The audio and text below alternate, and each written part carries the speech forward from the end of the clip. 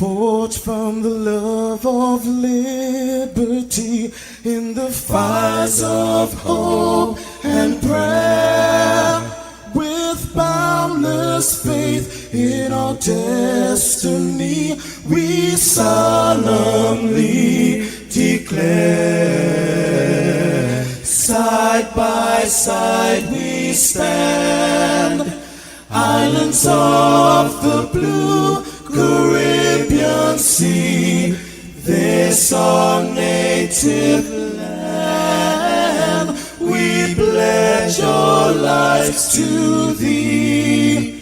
Here every creed and race find an equal place, and may God bless our nation. Here every creed and race find an equal place,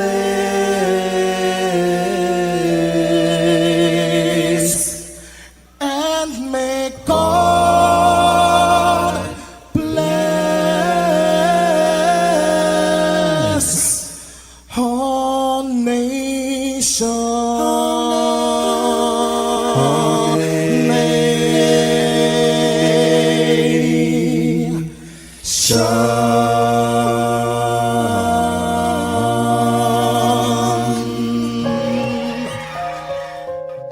Heavenly Father, we come before you at the start of this new day, giving thanks for life, for health, and the opportunity to serve through this station. We ask for your divine presence to guide us in all we do. Bless this broadcast, that it may be a source of inspiration, joy, and unity to all who tune in. Whether near or far, may our words uplift, our music heal, and our message bring light to those who need it most. We pray for our listeners wherever they may be. Grant them strength for the day ahead, peace in their hearts, and success in all they put their hands to. Cover those traveling with your protection and those at home with your comfort and provision. Lord, may everything we do bring honor to you and be a blessing to others. Guide our steps, bless our efforts, and let this station be a vessel of positivity and hope. In your name we pray. Amen.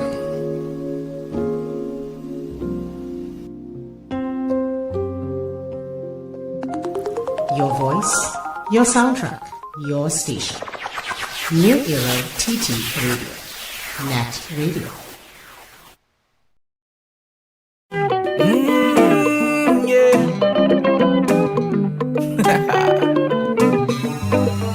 Where you come from, girl? The way you thief my heart, you're so criminal. And when you smile like that, you're so phenomenal. All no worries, them get minimal. So come give me that. Yeah. I thief in the night, I'm telling you. Gone with my whole life, I'm telling you. Smooth criminal, girl, I love you bad. You didn't have to thief my heart. All you had to do was ask, baby. I woulda give it to you. I woulda give it to you. I woulda give it to you. You know I love you from the start. I woulda give it to you. I woulda give it to you. I woulda give it to you. You didn't have to thief my heart. I woulda give it to you. I wear my heart on my sleeve, yeah. And you can leave it to take it, take it, take it. Yeah. I woulda give it to you, give it to you, give it to you. I woulda give it to you, give it to you, give it to you.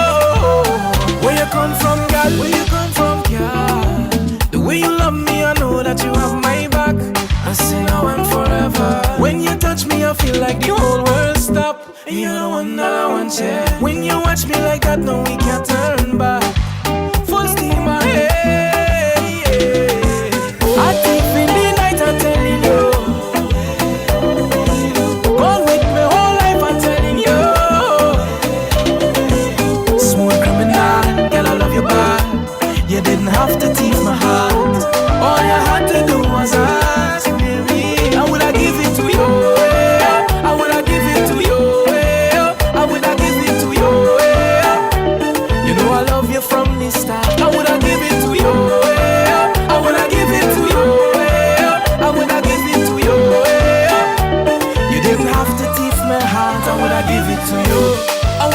on my sleeve, yeah. And you can leave it. Take it, take it, take it. Yeah. I woulda give it to you. Yeah. I woulda give it to you. Yeah. I woulda give it to you. Yeah. You didn't have to thief my heart. I woulda give it to you. I wear my heart on my sleeve, yeah. And you can leave it. Take it, take it, take it. Yeah. I woulda give it to you. Yeah. I woulda give it to you. Yeah. I woulda give it to you. Yeah. You didn't have to thief my heart. I woulda give it to you. I wear my heart on my sleeve. Wake up, rise up. It's the NETT Radio Breakfast Show, bringing you the energy, music, and vibes to start your day right. I woulda give it to you. I woulda give it to you. You didn't have to thief my heart. Oh, yes, indeed. Good morning to you, Trinidad. Good morning to you, to Tobago. You can leave it. Neighbors in the Caribbean, how are they doing this morning? Hoping all is well with you. I woulda give it to you.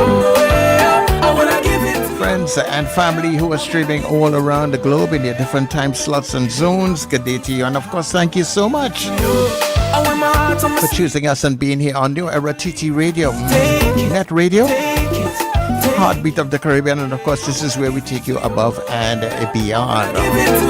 As always, we say much thanks to the Heavenly Father for bringing us together for another day. And everything that we do, dear God, let it be a blessing on to you, Sir Charles. That is me. Happy am I to be in this space in your company. I woulda give it to you. Hope you guys, ladies, had a good weekend. I woulda give it to you. As we welcome you to the Get Up and Go, this is your breakfast show. Yeah, yeah, yeah, yeah, yeah, yeah, yeah. Yeah, yeah, yeah, yeah, yeah, yeah. Wake up, it's a brand new dawn. The breakfast show got the vibes turned on. From Maracas Bay to the Savannah line. Let's start the day in Caribbean prime. Good vibes rolling through the air. The breakfast show, energy everywhere. We talk, we laugh, we make you think. Grab your doubles or your morning drink.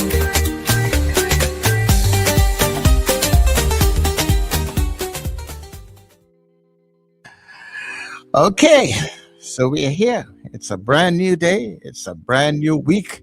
And we are winding down the first month of the year.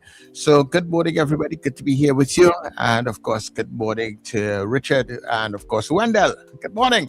Good morning, Sir Charles. Good morning, Richard. Good morning, Trinidad and Tobago. And good morning, listeners and viewers all over the globe, especially our people in Addis Ababa and, of course, in Japan.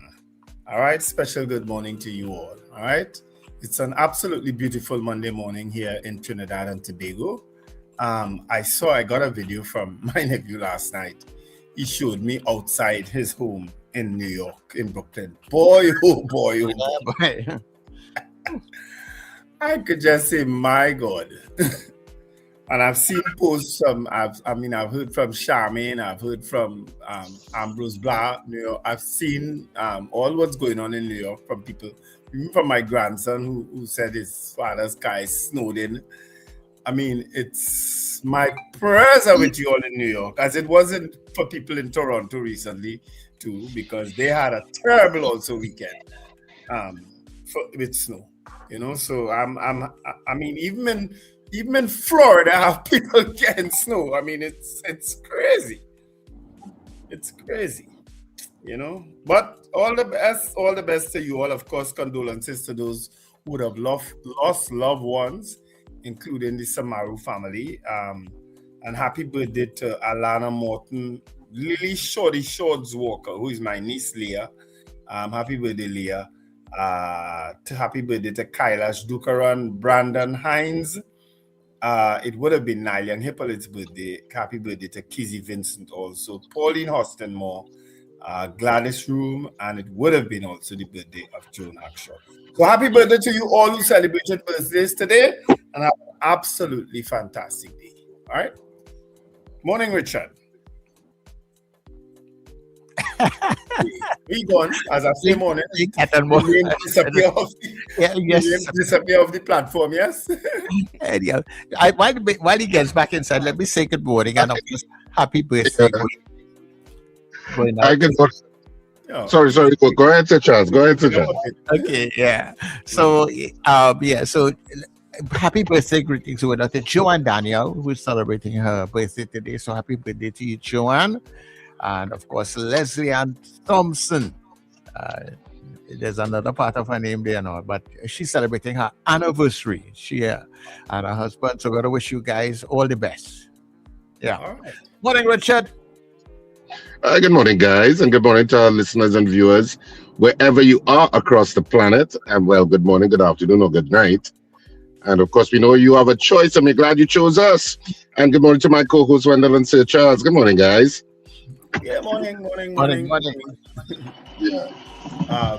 Of course, as I said, special greetings to Manish and Hiroko from Japan. They are here to play pan, of course. Manish is a renowned panist, and Hiroko is also a panist, a female panist from Japan.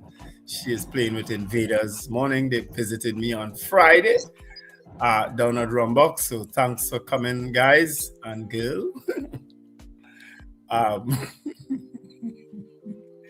This weekend was a strange weekend. Thanks to my good friend who treated me to lunch yesterday.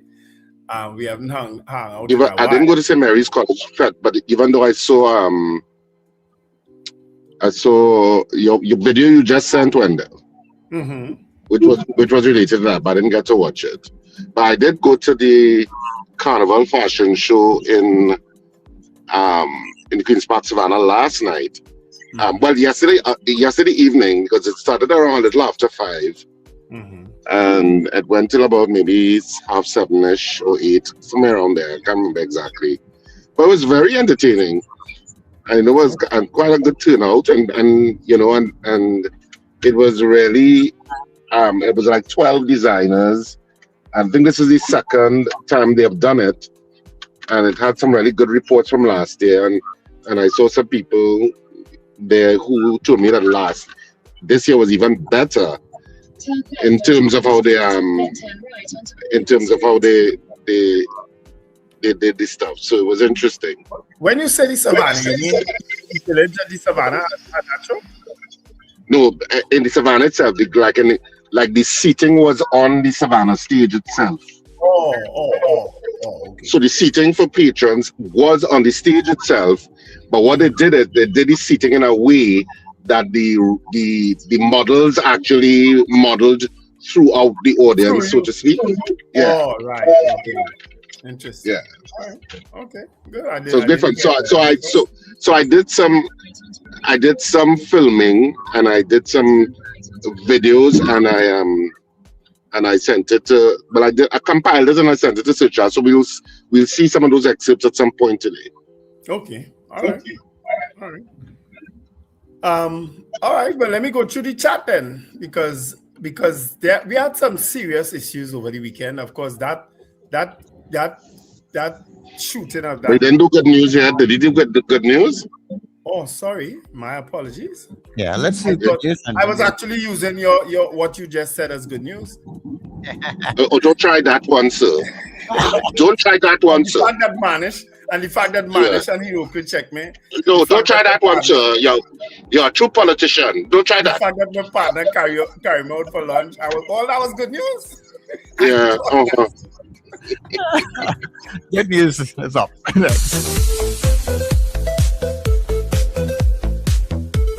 friend yesterday, because I said that I would rather go to Carnival in Trinidad and Tobago than Carnival in Brazil, and I'm standing on business here, okay? I will not take that back and rescind that opinion because I am right. Samba is good, Bossa Nova is great, but nothing can compare to the pure talent and music that has come out of Trinidad and Tobago. They take every other genre and then give it back to the world 10 times better. Calypso, soca, mashallah, like fast wine. Come on, guys, let's get with the program. They took dancehall, they made Trinidad. They took Bollywood, they made chutney. Like, please. They took literal, like, oil barrels and made steel pan. No shit, I want to go to Carnival in Trinidad. Like, you will catch me in Port of Spain 2027, okay? I just wanted to come on here and say thank you to all my new followers with the TNT flag in their bio. You are all baddies. So much love.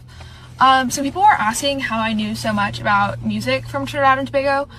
And first of all, like, I've always loved all different genres of music. I grew up listening to a lot of soca and like Caribbean yacht rock because my like surrogate grandparents are from Trinidad, Antigua, and Guyana.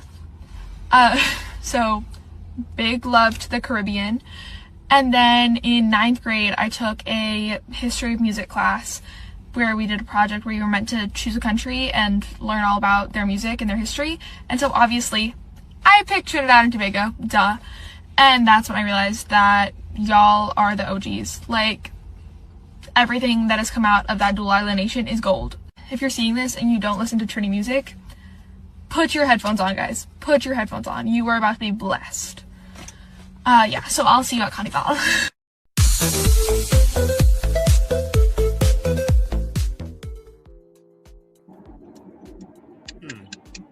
Okay.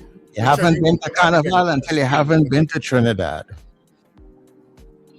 Richard, you would not have had the benefit of seeing it, right? Or maybe you sent it. Yeah, he did. He did? Okay, I thought it had Richard stamp all over it.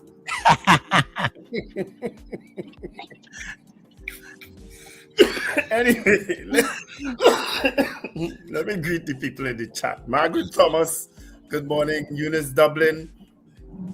Suzanne Jessup, Suzette, and Miss Gemma, that is. Happy, good morning. Odell Guy, Ava Smith sends, okay, have a happy Monday.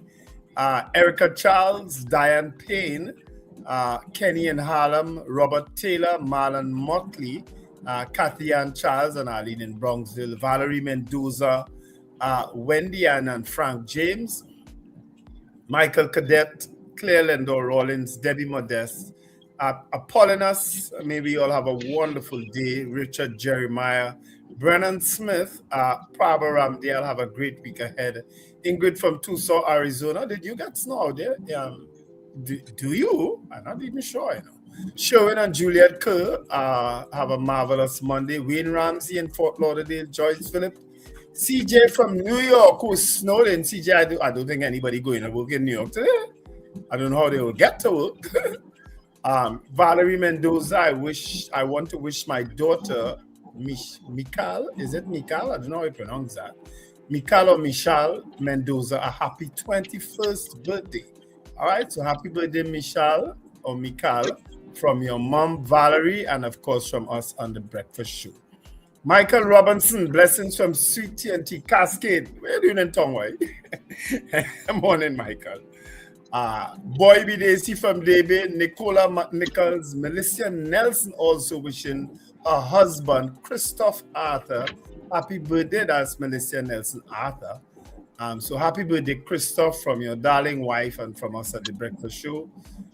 Slick Money Grip, good morning. Hill Benj, good morning also to Richard Wendell and Sir Charles. James Kamau, Magic Grand Rising. Mrs. R says good morning. So does Helen Prescott, Margarita Chow, Shuma Paul, Florence Bazi, and Lester Cragwell. Good morning to you all. Sir Charles? Yeah. All right. So, okay, good. You're right. Real quick. Kent in Laventil, good morning to Peter Wilson. Terry Ann Peters, good morning. Sankofa, good morning to you. Ron DeSantis, good morning. Colin and Kelly in Caranage. Charmaine in Snowy, New York. Sick Money Group is here also. Rena Boudou Jennings, good morning. And Zena, good morning. And Sexy Reds is also here. So good morning to all you guys and ladies. Thank you very much for being here.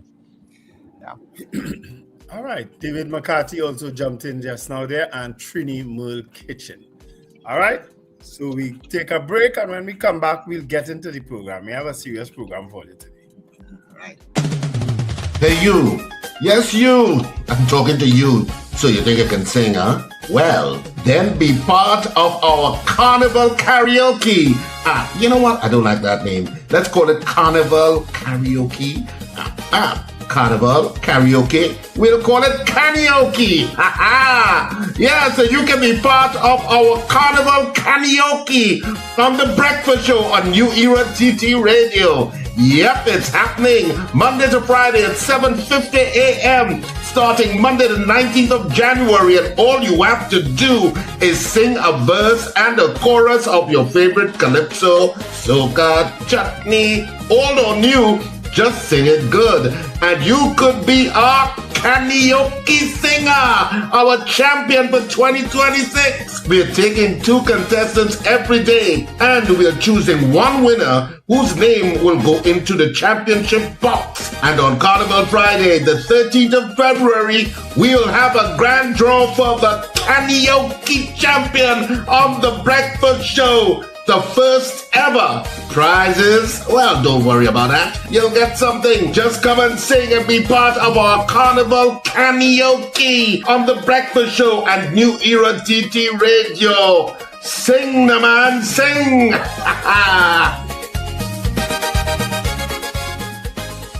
Jump into savings at Furniture Plus. Enjoy up to 40% off in-store and online. Find amazing deals on furniture, appliances, mattresses, and more. Plus extra discounts on credit plans and free gifts with select purchases. Save more at Furniture Plus today. This carnival, the seas are calling. Production Sounds and Ace Limers Entertainment presents Foreign Exchange. Foreign Exchange. A carnival season boat ride like no other. I wanna be somewhere where the music is. Sunday, February 8th, 2026. Hearts Cut, Shakarama. Step aboard the Ocean Pelican and experience where soca meets the open water. Boarding 7 p.m. Sailing 8 p.m. Music by Production Sounds. D.O.C. Kevin Baker. Beats by Robin, Young Pro, and Bounty the Voice. DJ Eldon, and featuring International Steven, all the way from the U.S. Tier 1 tickets, $250. Tier 2 tickets, $300. Cooler included. No glass bottles allowed. Get your tickets now at islandetickets.com or call 29218-4747. Sunday, February 8th, 2026. Hearts Cut, Shakaramas. Foreign Exchange. With your bad energy.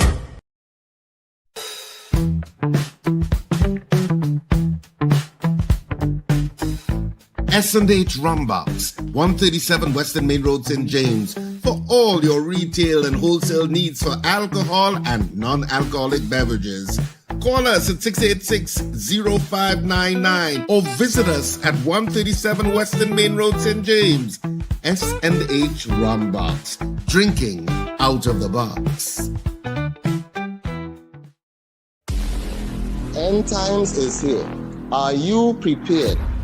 Check us on New Era TT Radio or NETT Radio with Brother Raka and Brother Yatazakawa on Mondays from 7 to 8 p.m. End times is here. Stay tuned.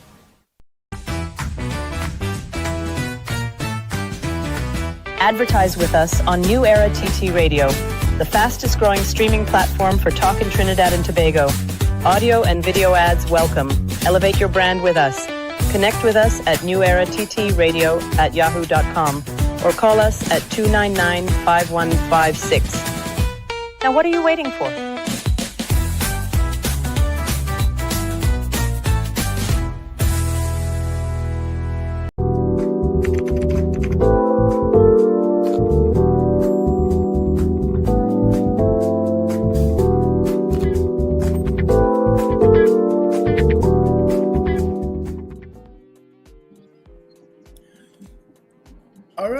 I guess we could get straight into the newspapers today. Today's Express, of course, today is January 20. Is it 26, yeah. Wow. You have the newspaper right in front of you and you can't just look and watch the date. Okay. I'm doing online, boy, and you don't see the date on it. TNM opens nomination for 2027 local government election. That's one of the trending stories. Trinis in US on alert for winter storm. Well, we know how that has been going for them there. I hope you can reach out to your Trinidadian friends and family out there. They're under it. Do most people have a snow day today? Yeah, I think today is a day off. I think. Yeah, I think today's off. Yeah, they're off today. Swim Call has no authority or power to suspend. Outrage. Are the police shooters still on duty? And of course, we will try to show you that video in a bit. WTL director responds to Swim Call audit report, wild and malicious allegations. Police must compensate activists for stopping silent protests. What is that? What is that? I don't know that story. Anyway, those are the trending stories in today's Express, right? All right, so The Guardian today. Let's remember The Guardian, boy. All right, so in The Guardian, Carl Airline was not evicted in Kingston.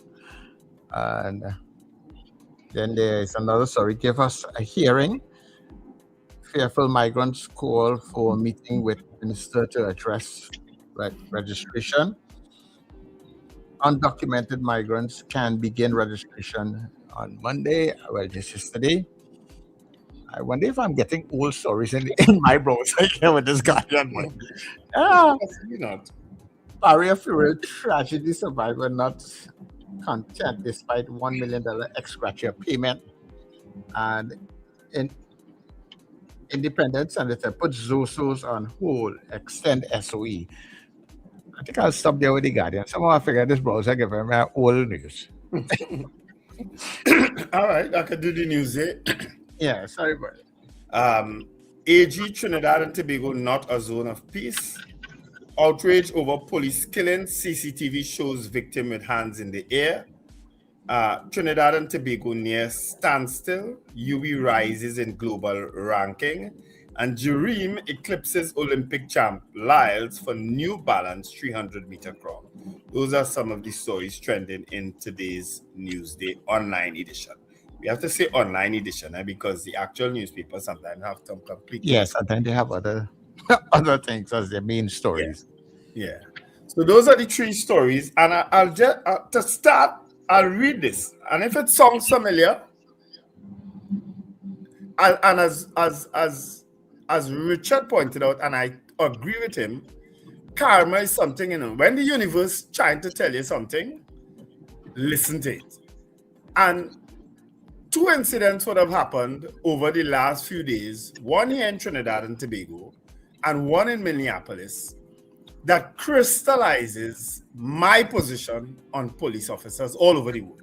And a lot of people position on, policing worldwide. It is something that is unexplainable. Behavior of police officers worldwide is something that the human being will be studying for years down the road as to what happens to someone who would have gone into law enforcement with the intention of meting out justice and, of course, protecting and serving people, and they suddenly go complete opposite to that. Once they put on that uniform and they get that gun strapped to them, something happens that will be studied for years and years and years to come. But this is a statement on the horrible scenes playing out in Minneapolis and across America. This statement is coming from no less a person than former President of the United States, Bill Clinton.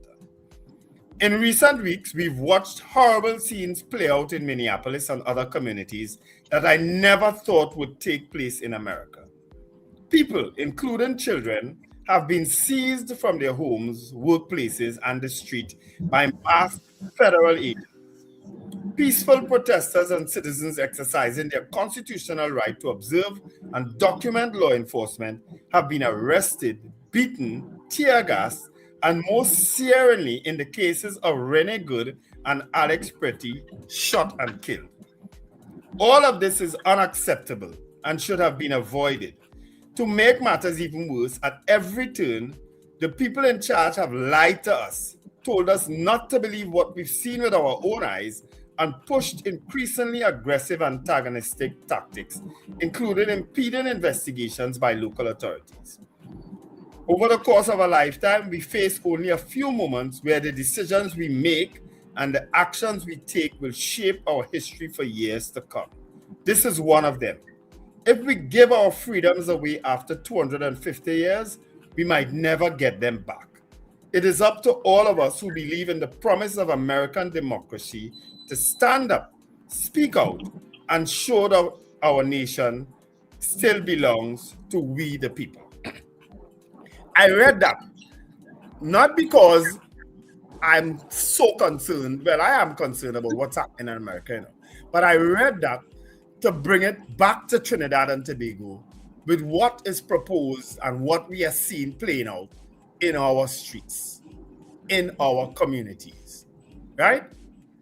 Specific to the ZOSO bill, where they're going to now make zones, America is warning you, That video that you saw, where that young man had his hands up and was still riddled with bullets by TTPS, that's a warning, I don't know if you're taking it, I don't know if people seen it. I've seen some of the most asinine comments on social media. So why they were running, what they was driving, why they was driving. So I swear something is wrong with you, Trinidadians. I swear something is wrong with you. All right, well, let's take a look at it now.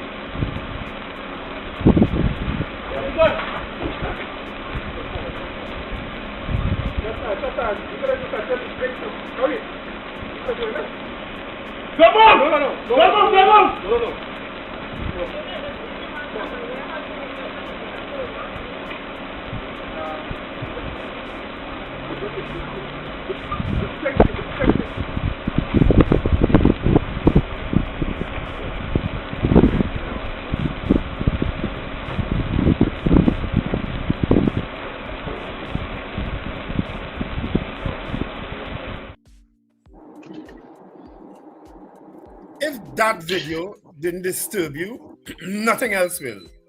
If you still why were they driving like that? What they running from? Nothing could fix you. Well, one would think that the TTPS would have a protocol with regard to engagement with citizens and or non-civilians, because it doesn't have to be citizens, even though they were citizens in this instance. And man putting his hand outside of the vehicle to indicate, I am unarmed, I am not a threat, and the police were firing, as if it was an execution. That's how it comes across. Of course, let's put a caveat that there is an investigation, not only by the TTPS, but by the Police Complaints Authority into that incident. But we could see, and there are close-up views of that video where you can actually see the fellow putting his two hands out.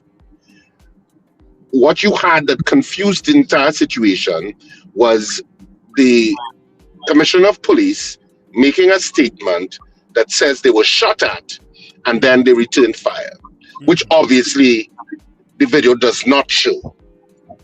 So do you have the machinery? Now, I don't know if the Commissioner of Police was saying that information, not aware that there was actually a video that indicated the entire incident. Richard, let me help you out there before you continue. Because you're right. Because the police commissioner would have given this report hours after the incident on Tuesday. This video didn't start circulating until the Friday. So clearly, they were not aware that there was CCTV footage of it. Clearly, they were not aware. Right. And of course, we know, for people who live in Trinidad and Tobago, we know that the Trinidad and Tobago Police Service are no fans of wearing body cameras. They could say what they want. We know that is a fact.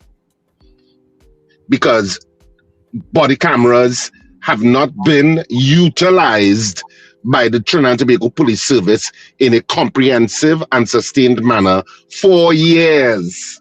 We're not even talking a year or two. It is almost like a decade. Okay? So this is further proof to the TTPS of why you need to be held accountable and why you need to wear body cameras. Because God forbid we didn't have the CCTV camera, we would just have to go with whatever the police says. And that's the whole thing of accountability. And as I told Wendell, it was an horrible, unfortunate, tragic circumstance when somebody loses their life by putting out their hands and saying, I am not a threat, I surrender, I am not a threat, and was killed. And of course, the passenger made paralyzed according to news reports. If this incident is not a big caution tape to the independent senators, then I don't know what is. It's like the universe saying, oh, you don't believe that abuse happens in the TTPS? You don't believe that citizens can be under threat by police officers? Let me give you an example, independent senators, and give it to them. Mm-hmm. It almost is like independent senators understand the task before you. Because if you make decisions in a particular way, there is possible blood on your hands. And that's what that incident shows. I don't know if you all remember. There was an incident in Rich Plain, I think, where police officers went looking for a young man, Gaddafi Romney's son. I think that was something Romney he was.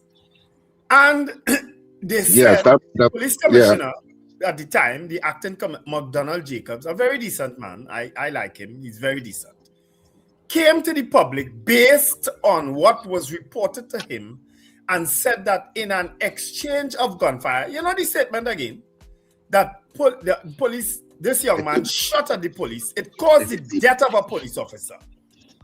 No CCTV footage, but guess what? An autopsy was held and it was shown that the police officer was shot in his back. The only person behind him were other police officers, right?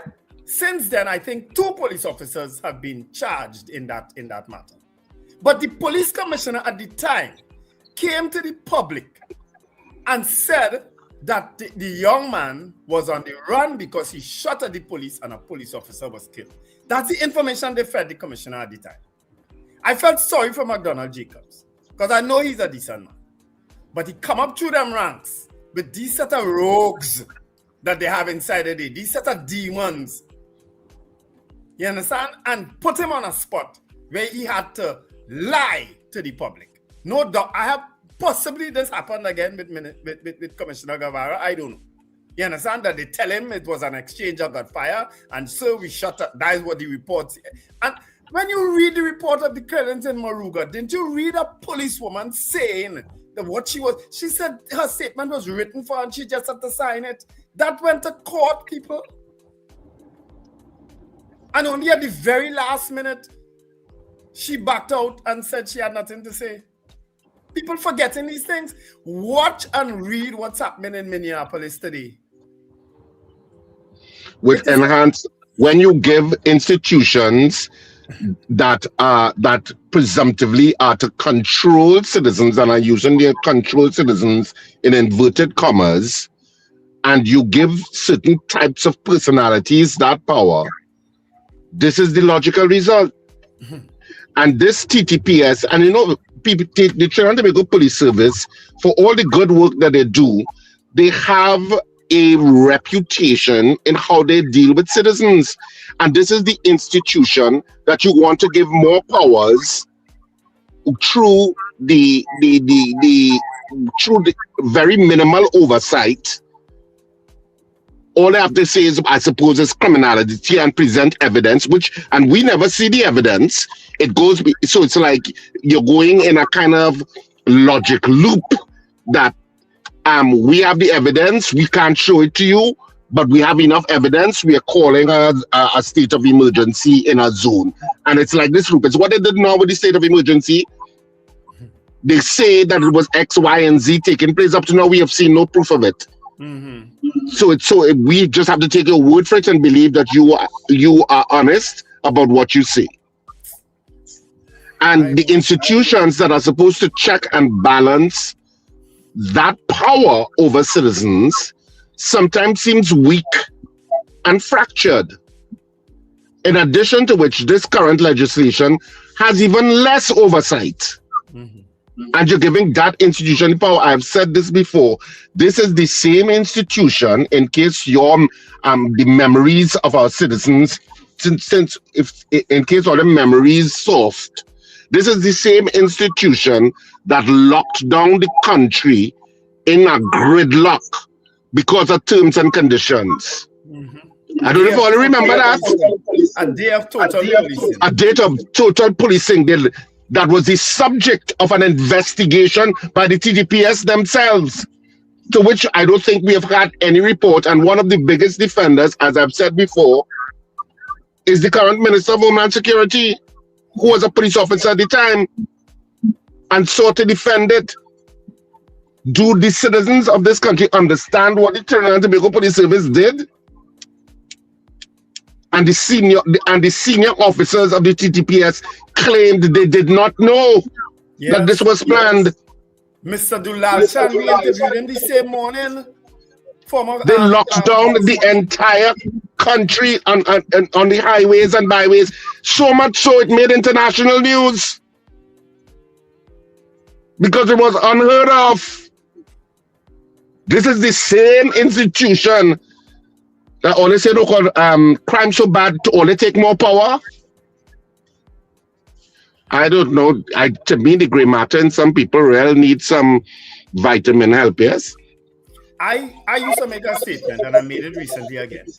The TTPS would have been the downfall. At the time the PNM was in power, the TTPS will be the downfall of this government. I used to say it. Only one person used to agree with me in messages, a former independent senator. He used to agree with me. And I'm saying it now again, the TTPS will be the downfall of this government. Do not give them any extra power, Prime Minister. Do not do it. You are going to regret it. You are going to regret it.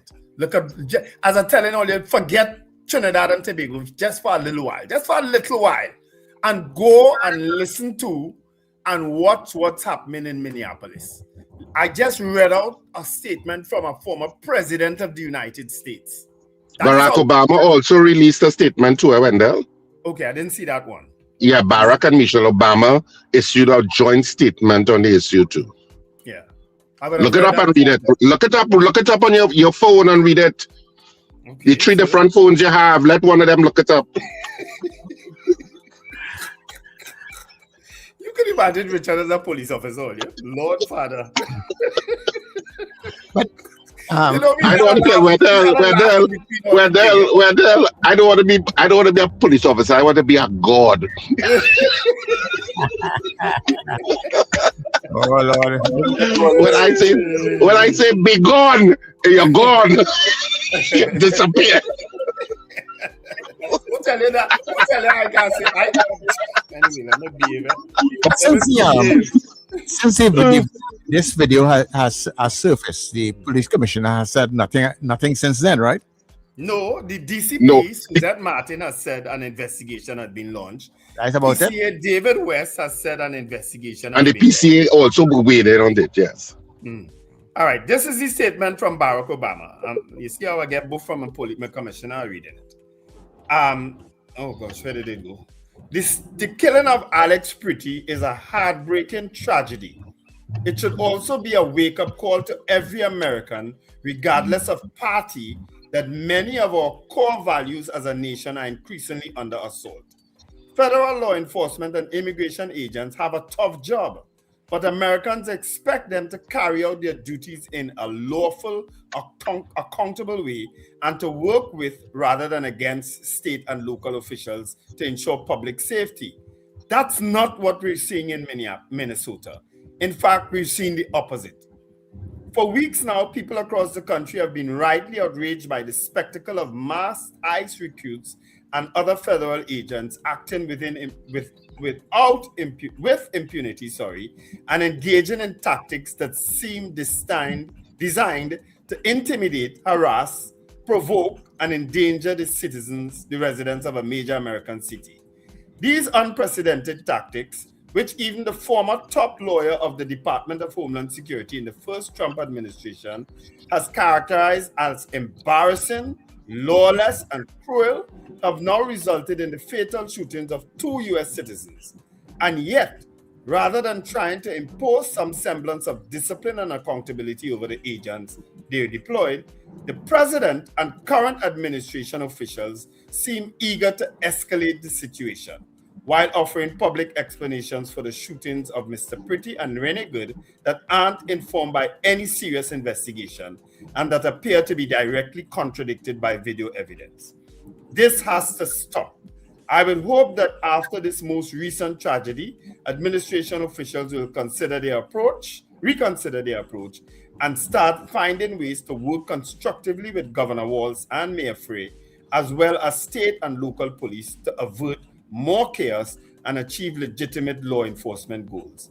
In the meantime, every American should support and draw inspiration from the wave of peaceful protests in Minneapolis and other parts of the country.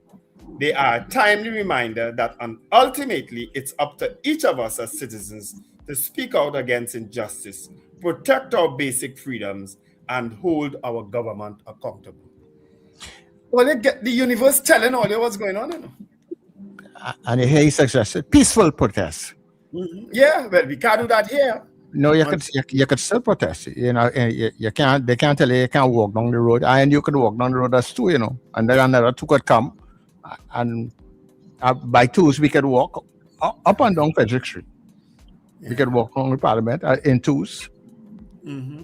Yeah, we don't have a bunch, but there are ways to get things done. Yeah, we just talk plenty things. What that video showed is, I don't know if it's gangster. Maybe I don't know that they're criminals. I mean, when you listen to the senior Samaru, the guy, the father, I don't know if they are, you know. Maybe they're not, you know. Maybe it's just inexperience.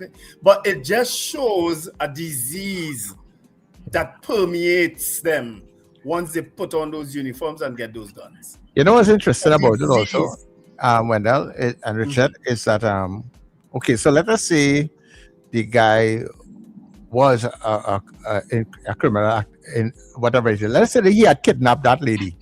Let her kill everybody. Well, yes. Abducted the person. Yes, kill everybody. Yeah. If it was churn in the car. Yeah. Yes. If it had churn in the car. Yeah, well, a child lying on the back seat or something. It had a baby seat in the car, but the baby wasn't there. The child wasn't there. Yeah. Anyhow, let's do our Did You Know segment, and then we'll get into your phone call speed.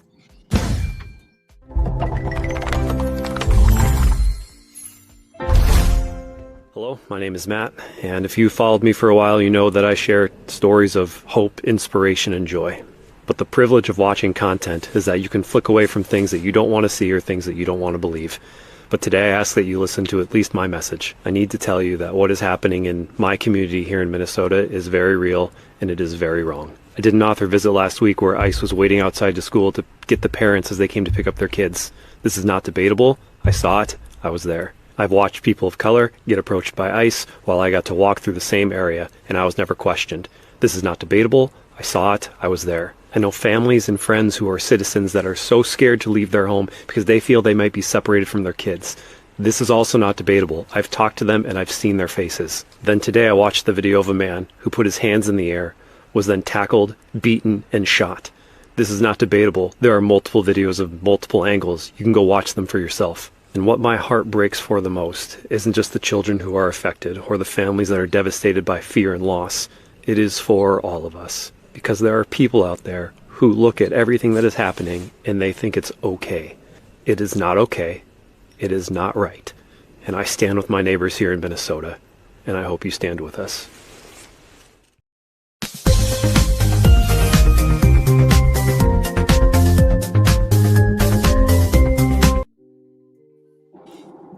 Let me just thank the people on the chat. A lot of comments have been coming through. I can't read all, you know what I mean? But Andre PH said, Richard, I guess is this in reference to your statement just now, you want to be a God. He said those police officers also believe they are God. Who can choose who lives and who dies? Yeah, and that's how some of them think, you know. Sadly, they have that power, you know, to decide if you live or you die, you know. They could easily say you did something or you reached for something. They said the man in Minneapolis reached for a gun, you know. And video showed there's a camera he had in his hand, you know. No, he had a gun strapped to him, eh? He had a gun, a license firearm. They took it away and then shot him. Yep. That's what happened, you know. Yeah. And just for clarification, I don't want to be a wannabe God. I want to be a God as in the God. Oh, the God. Want to be the God. That's what we are taking your calls. 281-1315. You know, I'm laughing, but I know they've been blasphemous, you know, but I'm laughing.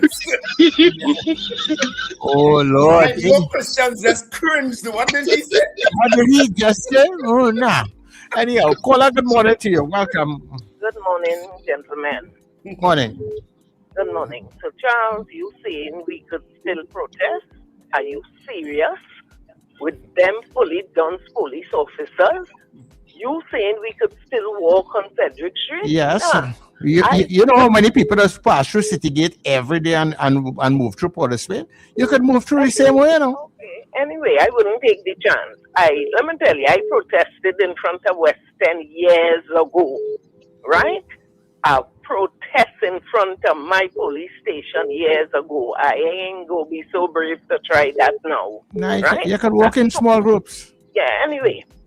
Wendell, that incident in Rich Plain, I never forgot when that mother said, thank God for something called an autopsy, because all now so, her son would be facing a murder charge of killing a police officer. I never forget that. Yeah. And before I go, I want to see how the independent senators will vote after seeing that video from St. Augustine with that police shooting. I mean, when I look at that video just now, I didn't even hear all that. After they shoot up the car, one of them saying, come out the car. I said, what the hell are you hearing? All you shoot up a car. A man put his hand outside. You should have tell him step out the car. Yeah, they're working in the reverse. Thanks very much. And you know what? And you know what I don't understand about those situations, and Wendell, you have been more involved in politics, and you have had more intimate knowledge of the police service than anybody else. But that between Sir Charles and myself is what I meant, not when I say everybody else. But what is the protocol after somebody's injured? Why don't they call ambulance services for paramedics to come? Why do they think that they could just move somebody and put them in the back of an SUV, and that's the protocol for dealing with somebody who's injured? That confuses me, and sometimes they put them in the tray of a police van. Why aren't ambulance services called, and why aren't paramedics there on site? Why aren't? I can answer. You know the answer to that, you know. No, answer me. Educate me, please. Educate me. When you ever see a police call an ambulance, anybody they shoot? That don't happen. They drag in the tray of the van, or they throw you in the back of the SUV, and that is it. I see. Listen. All one way there, Wendell, while you try to explain that piece of madness. Hello, good morning, caller. Bless, good morning to you, Sir Charles, Richard, and Wendell. The answer to that, dead man tells no tale. Throw their ass behind the vehicle and go with them. So while they're on their way, people don't carry them to the hospital, you know, they don't dead already. Yeah, stop and take action by the van, make sure the ambulance come, at least they could still try to see what they could do. You understand? Because I'm sure the police and them know about CPR and whatnot. But concerning with that shooting with that gentleman, that was really sad. It's a good thing they had a video. They probably didn't expect the video to come out. Because the police, the new thing now is shoot and then you go say, plant a gun or they will say they shoot me, so we shoot back. The guy, you could actually see the guy had his hand outside the vehicle, or you came close range, right? You see the vehicle crash. Look how much of them. The guy had his hand outside, or you still shoot. And then the woman in the vehicle I heard was pregnant too. She and all get bullet here right now. She can't even walk. She in the hospital right now. Critical. Yeah. Yeah, bad. And and that goes to the accountability of the TTPS, because you're right, they didn't know that there was CCTV footage, and we have seen footage before. I don't know if people forget, we have seen footage before where the TTPS are doing something and they interfering with CCTV cameras with like a broom handle or a handle and trying to dislodge it and move it away from the scene. We have seen that already. The Mova. Or they understand the institution you're dealing with? The Mova shooting was an example. The shooting of Maruga, the police officer who turned state witness, said that when they threw them, they stopped several times on the way to carrying these people, these shot people to the hospital. That's in her report, Richard. Sir Charles. Yes. Yeah. They made sure they were dead. When does the poll? When does the poll? Or they want to vote to give them more power. We put in a bill to give them more power. I'm sorry, again, as I say, it is a disease, a worldwide disease that will be studied for years to come. Wendell, the poll. Oh, sorry. Yeah. Caller, good morning. I can't think about a poll. Lord Father. Good morning, gentlemen. Morning to you, caller. Go ahead, caller. Go ahead. A supposed to be trained officer. It's chasing down a vehicle. The vehicle crashes with the occupants in it and it's immobilized, okay? The first thing I think the police officer is supposed to do is come out the vehicle, take cover, and give verbal commands for the persons in the vehicle to exit the vehicles and whatnot.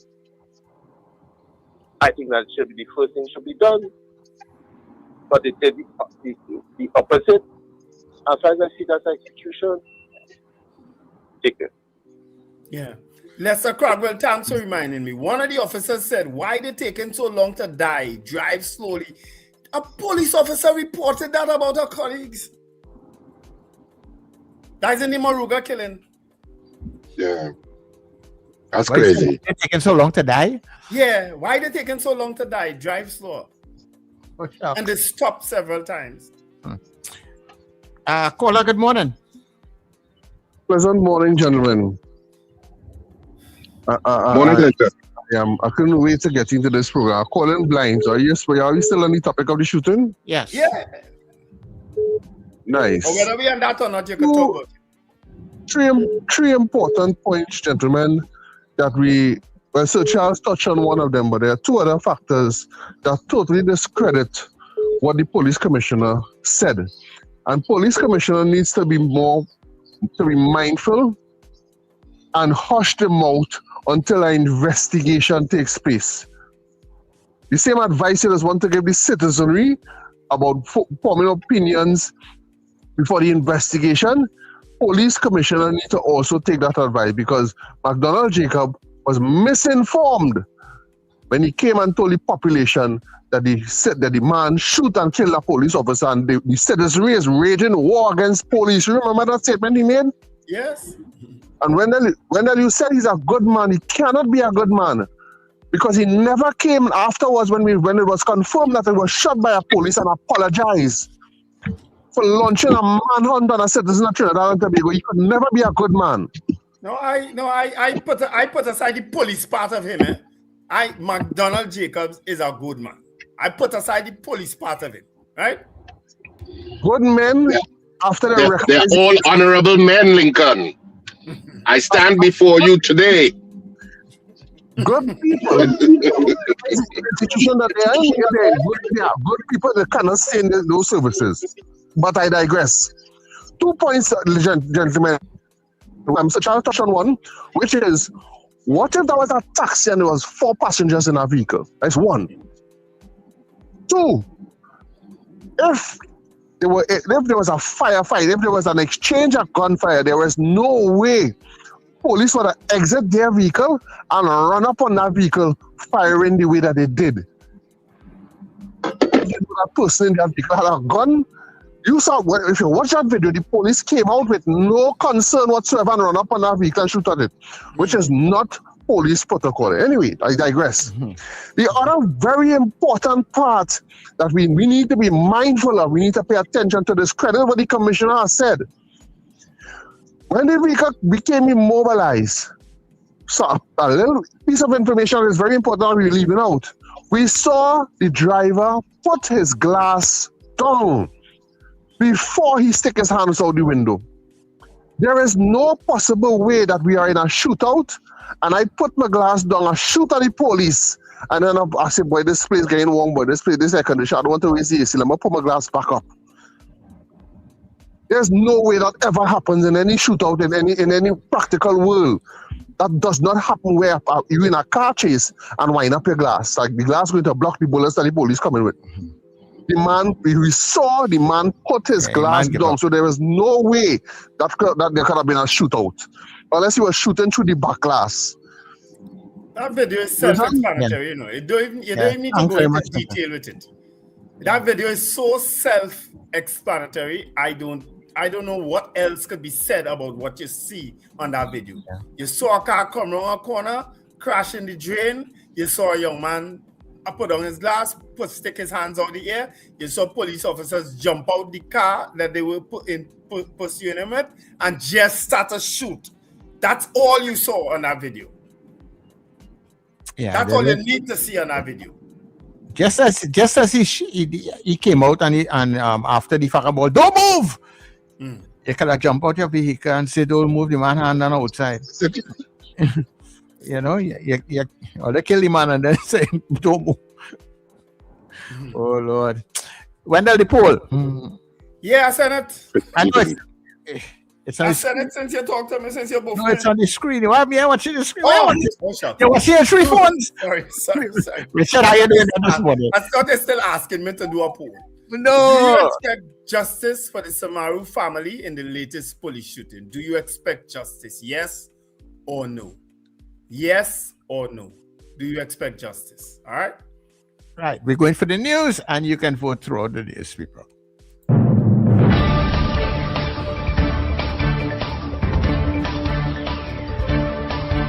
The news you need, the clarity you deserve. Local, regional, global. This is NETT Radio News now. This is News Now for Monday, the 26th of January, on New Era TT Radio and Guy L Caribbean TV. I'm Derek McMillan. Thank you for joining us. The father of Joshua Samaru is accusing police of murdering his son following the release of CCTV footage of a police-involved shooting in Valsayn. Christopher Samaru spoke hours after video showed his son's car crashing into a drain, moments before officers opened fire, killing Joshua and critically injuring his partner, Kaya Seeley, who is now paralyzed. Samaru said the footage shows his son with both hands outside the vehicle and questioned why police did not issue instructions before shooting. The Police Complaints Authority has launched an independent investigation, while Police Commissioner Alistair Gavaro maintains officers were involved in an exchange of gunfire during a high-risk pursuit. The Police Social and Welfare Association is urging restraint as investigations continue. Prime Minister Kamla Prasad Bisesar says regional corporations will not receive any additional funding, insisting that the current $2.1 billion allocation is sufficient.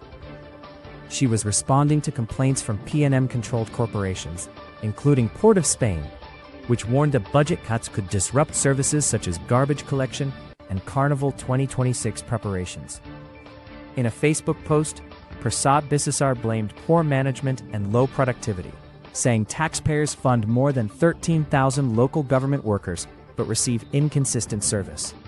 She warned that future funding will depend on performance over the next 8 months and signaled possible outsourcing and mechanization. Diego Martin Mayor Acalia Glasgow Warner rejected the claims, accusing the government of politically skewed funding that favors UNC-controlled corporations. As local government elections approach, calls are growing within the People's National Movement for political leader Penelope Beckles to be more decisive and assertive. The criticism follows the PNM's total defeat in the Tobago House of Assembly election, where all 15 seats were lost to the Tobago People's Party, marking the party's second major electoral setback in 9 months. Senior party figures and political analysts say Beckles must shed political baggage, strengthen her team, and inject more energy into her leadership to rebuild support. While some insiders question her decisiveness and public presence, others within the PNM defend her measured approach, saying the party is in a rebuilding phase and remains capable of recovery. The government's decision to fast-track its migrant registration exercise has caused confusion among migrant communities, but human rights advocates say the process is not a trap. Venezuelan activist Yesenia Gonzalez says the initiative should be seen as a temporary regularization program, allowing undocumented migrants to come forward without fear of arrest or prosecution. Registration begins January 26th at designated stadiums across Trinidad and Tobago, with approved applicants receiving legal authorization to live and work until December 31st. Gonzalez stressed that eligibility is not based on nationality and applies to migrants without valid status who pose no public safety risk. Advocacy groups are urging migrants to register, saying the process offers legal protection and access to essential services.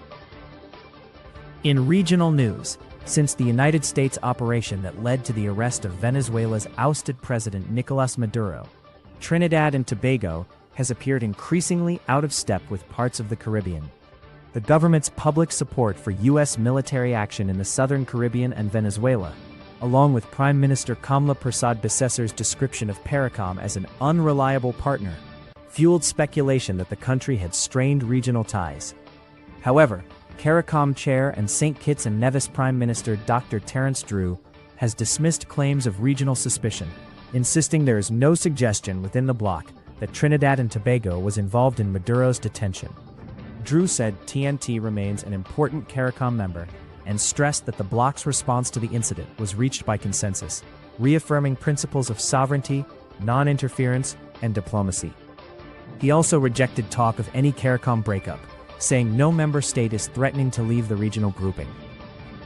Finally, in international news, U.S. federal authorities say Alex Preddy was carrying a firearm and 2 loaded magazines when he was shot and killed by federal agents during an enforcement operation in Minneapolis. Republican Senator Lindsey Graham defended the officer's actions, saying an armed individual attempting to obstruct a lawful arrest creates a recipe for disaster.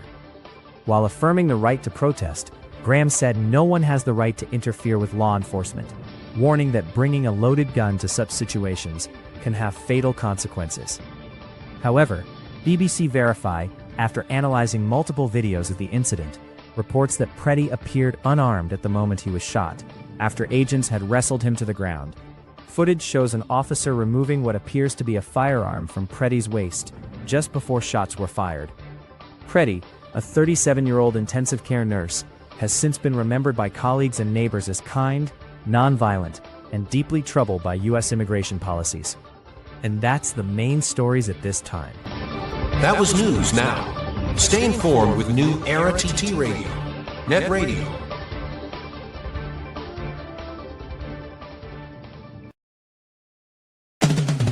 Hey you, yes you, I'm talking to you, so you think I can sing, huh? Well, then be part of our Carnival Karaoke. You know what? I don't like that name. Let's call it Carnival Karaoke. Carnival Karaoke. We'll call it Karaoke. Yeah, so you can be part of our Carnival Karaoke on the Breakfast Show on New Era TT Radio. Yep, it's happening Monday to Friday at 7:50 a.m. starting Monday the 19th of January, and all you have to do is sing a verse and a chorus of your favorite calypso, soca, chutney, old or new. Just sing it good, and you could be our karaoke singer, our champion for 2026. We are taking 2 contestants every day, and we are choosing one winner whose name will go into the championship box. And on Carnival Friday, the 13th of February, we'll have a grand draw for the karaoke champion on the breakfast show. The first ever prizes. Well, don't worry about that. You'll get something. Just come and sing and be part of our Carnival karaoke on the breakfast show and New Era TT Radio. Sing, the man, sing.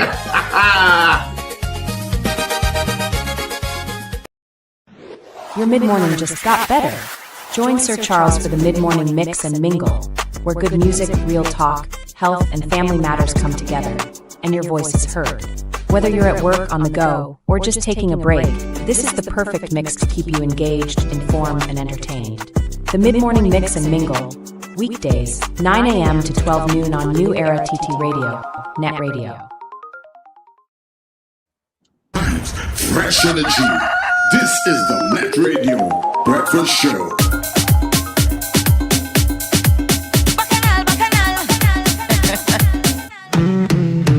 Hey, if you're not in a good mood, you can't flirt with us. You sure this is the right location you were supposed to end up? 'Cause in here, we go hard, we don't shout till we fed up. So change your attitude, 'cause we surely don't want no sourness in the band, sourness in the jam, sourness in the band. Make sure when you come, you don't bring no sourness in the band, sourness in the jam, sourness in the band. Why you acting so you know we is happy people? When it comes to fat, we don't study people. Hey, Trinidad is happy people. We don't drink, we rum, we don't take on people. You can't waste your money just 'cause you get a horn. You pay the jam, you can't take it on. Hey, girl, fix your face, I know you and your man done. But you pay the jam, so don't take it on. Whatever you do, don't come with no sourness in the band, sourness in the jam, sourness in the band. Monday could fall on a Friday. We don't care. We go bring out we cooler in hurricane. Things people cry about, we laughing. 'Cause when soca hits, we feel no pain. We don't want to hear about no problems every day. All we want to go is a fest when we get paid. Lord, they say down here we living nice, we don't struggle. And what we call home, you call in paradise. We acting so because we is happy people. When it comes to fest, we don't study people. Hey, Trinidad is happy people. We don't drink, we rum, we don't take on people. Just don't come around with no sourness in the band, sourness in the jam, sourness in the band. Make sure when you come, you don't bring no sourness in the band, sourness in the jam, sourness in the band. Make sure when you come, you don't bring no sourness in the band, sourness in the jam, sourness in the You're locked into NETT Radio Breakfast Show. Fueling your day with the best music and new talk. sourness in the band. Make sure when you come, you don't bring no sourness in the band, sourness. So whenever you come, bring everything else there. See, don't bring your sourness, right? If you come to have a good time, leave your sourness home. Sourness in the band. Or you know what? Better stay home with it. Bring no sourness in the band. Everybody, welcome inside the second hour. And of course, this is the breakfast show. Make sure when you come, you don't bring no sourness. Number one show in the morning. Sourness. And it's happening right here on New Era TT Radio, NETT Radio, Heartbeat of the Caribbean. We take you above and beyond. And right here on Gael Caribbean TV.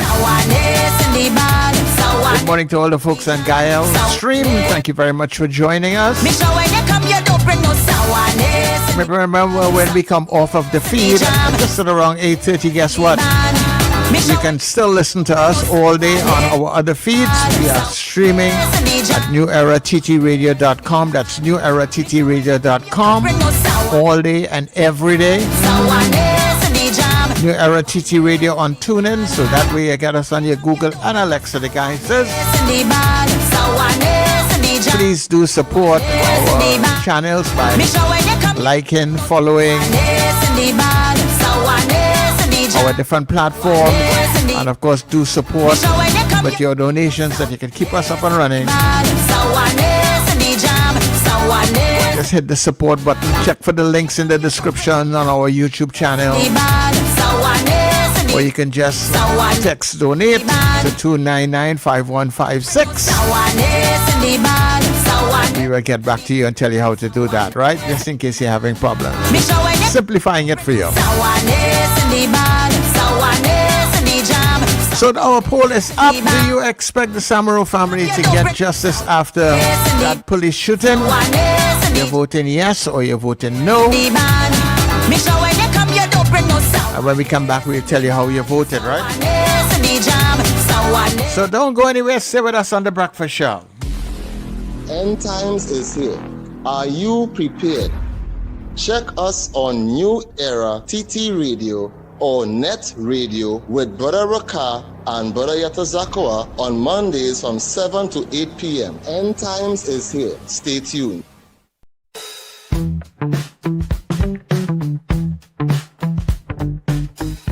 S&H Rumbox, 137 Western Main Road, St. James, for all your retail and wholesale needs for alcohol and non-alcoholic beverages.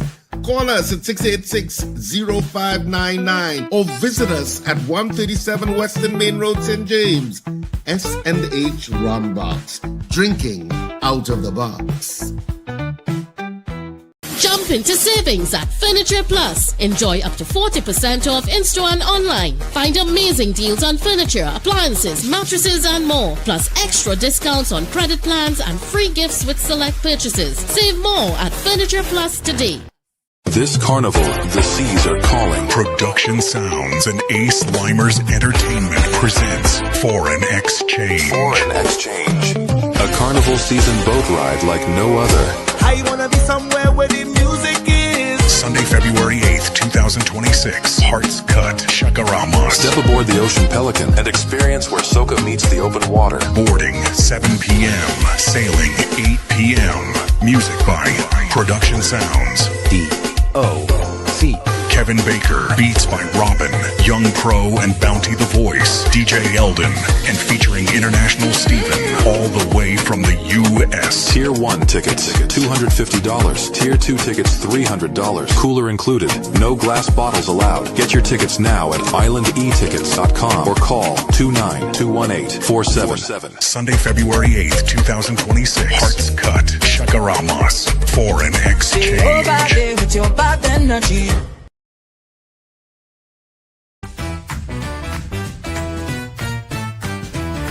Advertise with us on New Era TT Radio, the fastest growing streaming platform for talk in Trinidad and Tobago. Audio and video ads welcome. Elevate your brand with us. Connect with us at newerattradio@yahoo.com or call us at 299-5156. Now what are you waiting for?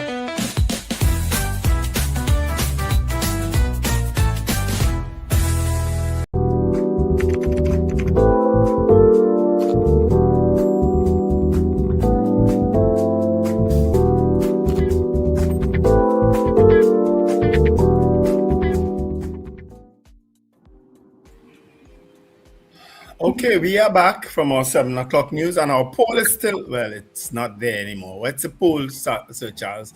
Do you expect justice for the Samaru family in the latest police shooting? And of course, we would have showed you that video before. We've discussed it at length. We're going to continue discussing it along with some other things that have happened. Well, boy, I ain't so sure the police commissioner might want to come on the show again. He want to come here again. I ain't so sure. Hello? Hello? Who's that making all that noise in the background? That's by Richard.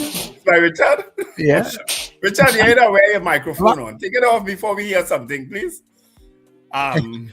So our poll is up, people. We continue to vote on it whilst I count the votes. So Charles, you counting? Yeah, I write it. Well, yeah, you are all right. All right, we have I right. Apollonius said no, they won't get justice. Now there are a lot of comments in between. I'll try to read some, right? Andre Rep says, Wendell, do you call him over? Yeah, I'm telling you, that's the go-to response from the heads of the police services, that it was an exchange of fire and in accordance to the use of force policy. The victims were conveyed to the hospital where so-and-so expired. Is that playbook they're using? I don't know if you know that. That's ever been sorted out. I know they had a reenactment and all kind of thing up there to restage the whole thing to find out what really happened. But have they really made any? Haven't reached any sort of finality? Well, based on a comment I saw later down in the chat from Ms. Henry, I think, that the head of the TT, the Social and Welfare, said on another station this morning that an investigation is still taking place. We're going to hear about that for a while, that the investigation is still taking place. That's what we're going to hear for a while. You understand? We don't know the officers who were involved. As I said, they may not be rogue officers, they may just be police officers that use the authority they had at the point in time and riddle up a car with bullets. You understand? Mm-hmm. They may not be rogue officers at all. But guess what? The good ones will probably say nothing as usual and say keep their mouth quiet because they're all one cult, as Dr. Job used to say. They're a cult. He used to call it. Paul, go ahead. All right, let me go back. Robert Allen says yes, justice must be done. Hilary Zahn says no. Dean Gregory Boyer says yes. Boy B. Dacey, no. Marlon Motley, no. Magic, yes. Brennan Smith, no. Ian Stewart, yes. Rena Jennings, no. Lester Cragwell, no. Miguel Gonzalez, yes. Wendy Ann James, yes. 25 years later. Michael Cadet, yes. Michael Oliver, no. Kenny and Harlem, no. CJ, no. Slick Money Grip, no. Ava Smith, no. Anon, no. Finbar Collins, no. And she said, Finbar is saying kill them all violently. If the PM could think so, then it's unreasonable to expect that the others won't. But guess what? This happened long before the Prime Minister even said that statement to her, and it's going to happen long after. Because they will be the downfall of her too. Watch and see. Robert Taylor, no. Andre PH, no. The case will fall apart. Oh, Lord. I hope not. Eunice Dublin, no. Joseph Clement, no. Suzanne Jessup, no. Carol Guevara, no. David McCarthy, yes. Margaret Thomas, no. D-Mark, no. Ingrid from Tucson, no. Diane Payne, no. Avion Abraham, no. Carlisle Cupid says no. Claire Lendor Rollins, no. Kazim Mohammed, no. Valerie Mendoza, yes. Richard Phillip, no. Julia Samantha, no. Carla Hercules, yes. Actually, Scorpion Pepper, this issue, all right, Scorpion Pepper is voting yes. So let's change her vote to yes. Well, I didn't even see her no. Carla Hercules, yes. Carol voted already. Edwin Joseph, no. Bridget Buchanan, no. So those are the votes that I have on the chat here. There's a lot of other chat taking place, of course, with the issue in Minneapolis also, right? So I guess the people on YouTube could read the chat if you want. I can't read all, right? So that's it. All right. So let's see what we have on the WhatsApp. We have Frank in Aruka says no. Zena says no. Sankofa says yes. Pauline says yes. Captain Ron says no. Junior says no. Susan didn't vote here. Mr. Billy didn't vote here. Brenda in Penal says no. Joanne in Mount Hope says no. Rena Budu Jennings says, oh no. She voted on this already? Yeah, that was something else she was talking about. Okay. And yeah. Any others by you? No, that's it. Wow. So our poll, as I said, do you expect justice for the Samaru family in the latest police shooting? Quite a lot of votes came in today. It was mixed, but I gather more people said no than yes. Yeah. I think the hopeful people will say yes, but the realistic people will say no. You see you? No, I tell you, Yes, because let me tell you something. Nothing was more glaring and more obvious than that Maruga shooting, where a police officer turned state witness and gave the most damning evidence against her colleagues. All of the guys walked free because she backed out at the last minute, was deemed a hostile witness because her life, I guess, was under threat or whatever. And that was the end of that case. I mean, that was just not too long ago. All right. Well, we had 49 people on the poll this morning. 36 of you said no, and 13 of you said yes. So 13 yes, 36 no, and that is the end of the poll. People throw their mind back to some other incidents, right, where police are investigating police officers. As I say, the problem is endemic. It's serious. A police officer, apparently under the influence at the time, allegedly under the influence, I should say, knocked down 3 people in Sealots. The woman used to work with me, so I know this personally. I aware this personally. She and her 2 children. Have you ever heard anything about that matter again? Huh? He killed 3 people in Sealots. I remember that. Yeah. I don't forget these things. There were, as I said, there were countless other incidents. The one down at Rich Plain, the one on Independence Square where they said they followed these 4 young men from Diego Martin all the way up and in an exchange of gunfire by Republic Bank Independence Square. 3 of them dead. Nothing come out of it after that. This replicated plenty times here. It has happened in the United States countless other times. It has happened in Europe. It has happened all over this world countless other times. Why do we want to encourage that to continue to happen here? Why we can't fix a problem with a small population like us, with a small police population too? Why we can't fix it? That's why I tell Oli, at one point in time, I had real hope in Gary Griffith because he didn't come through the ranks of the police service. I said, good, he is the man who could fix it.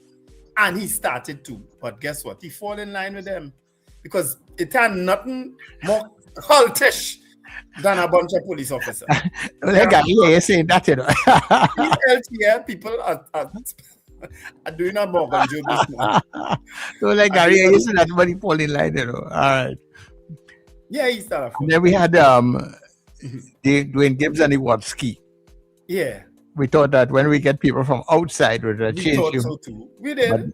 And they go run out. They frustrate the men and them. One of my good friend. Run them. Yeah. Bow the contract and say, get out of here. A state of emergency was held in this country and they didn't even know. The police commissioner at the time didn't even know.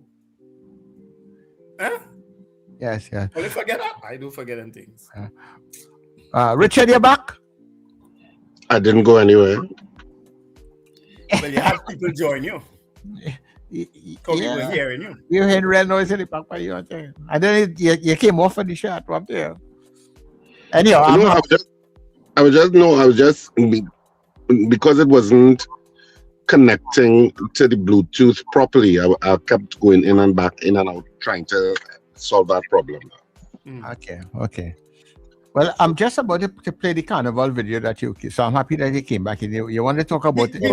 Before you do the carnival video, Sir Charles, I just want to say one other thing too. Condolences to a young man who lost his life in very tragic circumstances over the weekend also too, in Arima here, right, Malabar, right around the corner from me, by Subaru and La Chance Street.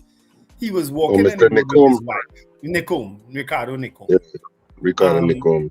Yeah, he was walking in the street with his wife. But he was walking in the road. And if people know those areas, and people don't know it, because a lot of people say, why he wasn't on the pavement?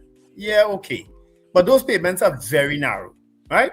So his wife was on the pavement, and he was walking in the road. And this van knocked him down. His back was to the traffic too, which is another thing that people do. You can see what's going on. Yeah, so he couldn't even see the van coming. His back was to the traffic.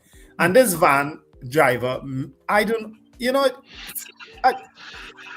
had a whole road, but there's so much things could have distracted the van driver or whatever, for whatever reason.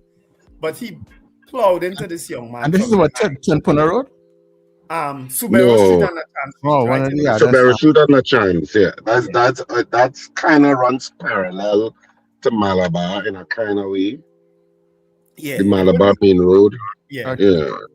Yeah, it's one of those backwards. And as I say, those pavements are very narrow in those areas, right? So the video showed that the van hit him from behind, right? And knocked him down, and he subsequently passed away. That was another, we get in so many messages about how we live and how short and how unpredictable life could be, because he was going along his merry way with his wife. You understand? And walking unconcerned in the road at the point in time and got knocked down. He's dead today.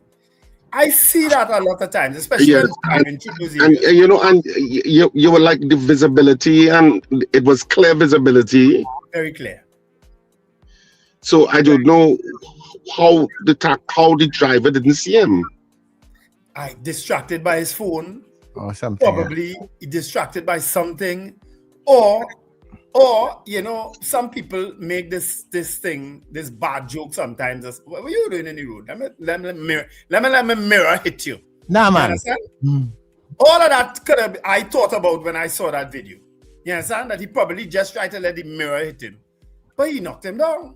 And he's dead. Dead. It was a crazy. And those kind, and of course people sympathize and you go through the whole condolences period. This is what gets me with this. Now I don't know if they had children or not, right? But somebody gets killed in a horrible, tragic situation like that is unexplainable. It's unexplainable, and people just kind of rationalize it as, well, it's life. These things happen. Your time call. God knows best. All of the platitudes we say when tragic things happen. And then we give condolences to the wife and to the family. But that dramatically changes the life of those people. Yeah. And not only from an emotional point of view, but sometimes from a financial point of view. And all of a sudden, families are struggling because somebody died when they weren't struggling before. Sometimes they have to move. Sometimes their existence becomes really traumatic.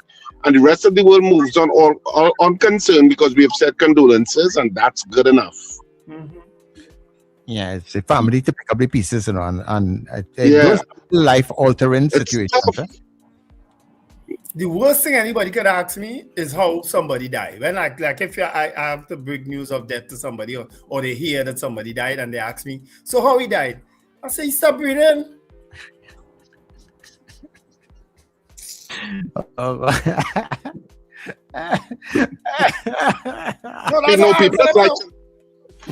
People, you know why people ask that question, Wendell?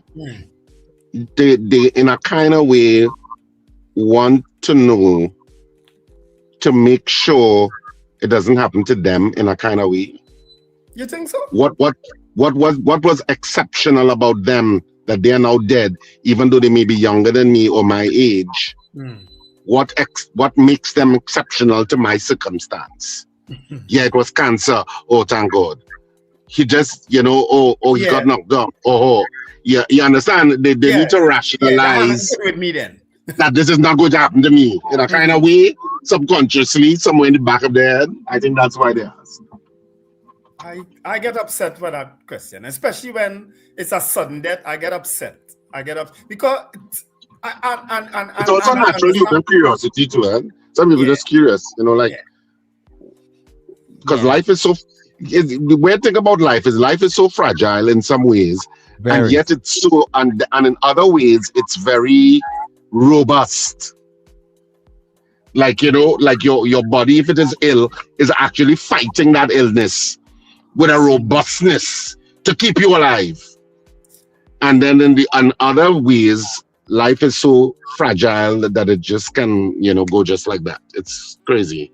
I hope they say, oh, Wendell, he might be traveling somewhere. He must be gone somewhere again. I hope that's what I said. Yeah. Show a video. Anyway, concerning the carnival video, this was the carnival fashion show that I went to last night. I said, you know what? Let me just take video of some of it. And I started a little late in doing it. Just so, you know, could show. I said, let me play reporter for a little while and take some video and so that people on the breakfast show can see some of what happened and what's happening in carnival, and maybe to an event they never considered going to. But they should, because I thought it was really entertaining and it was free. So where was it held? At the Savannah. It was on the seating was actually on the Savannah stage. So you had to actually go on the stage itself to sit, because as I explained to Wendell earlier, the models actually walk through you. How they arrange the seating, the ramp of the models, so to speak, was in between the audience. Oh. So it was very interesting, and very entertaining. Something like some nightclubs in the United States or in Europe or in Amsterdam. I don't know how that becomes a nightclub, but okay. So we who were not there, this is what it was all about.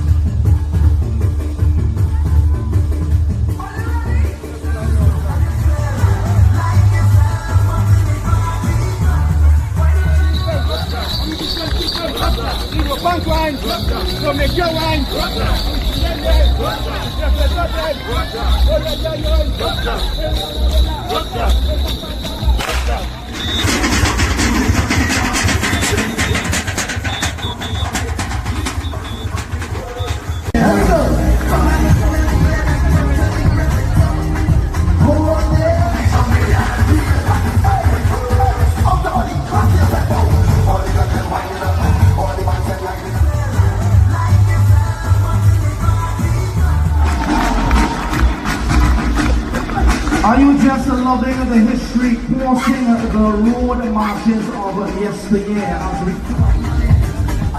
DJ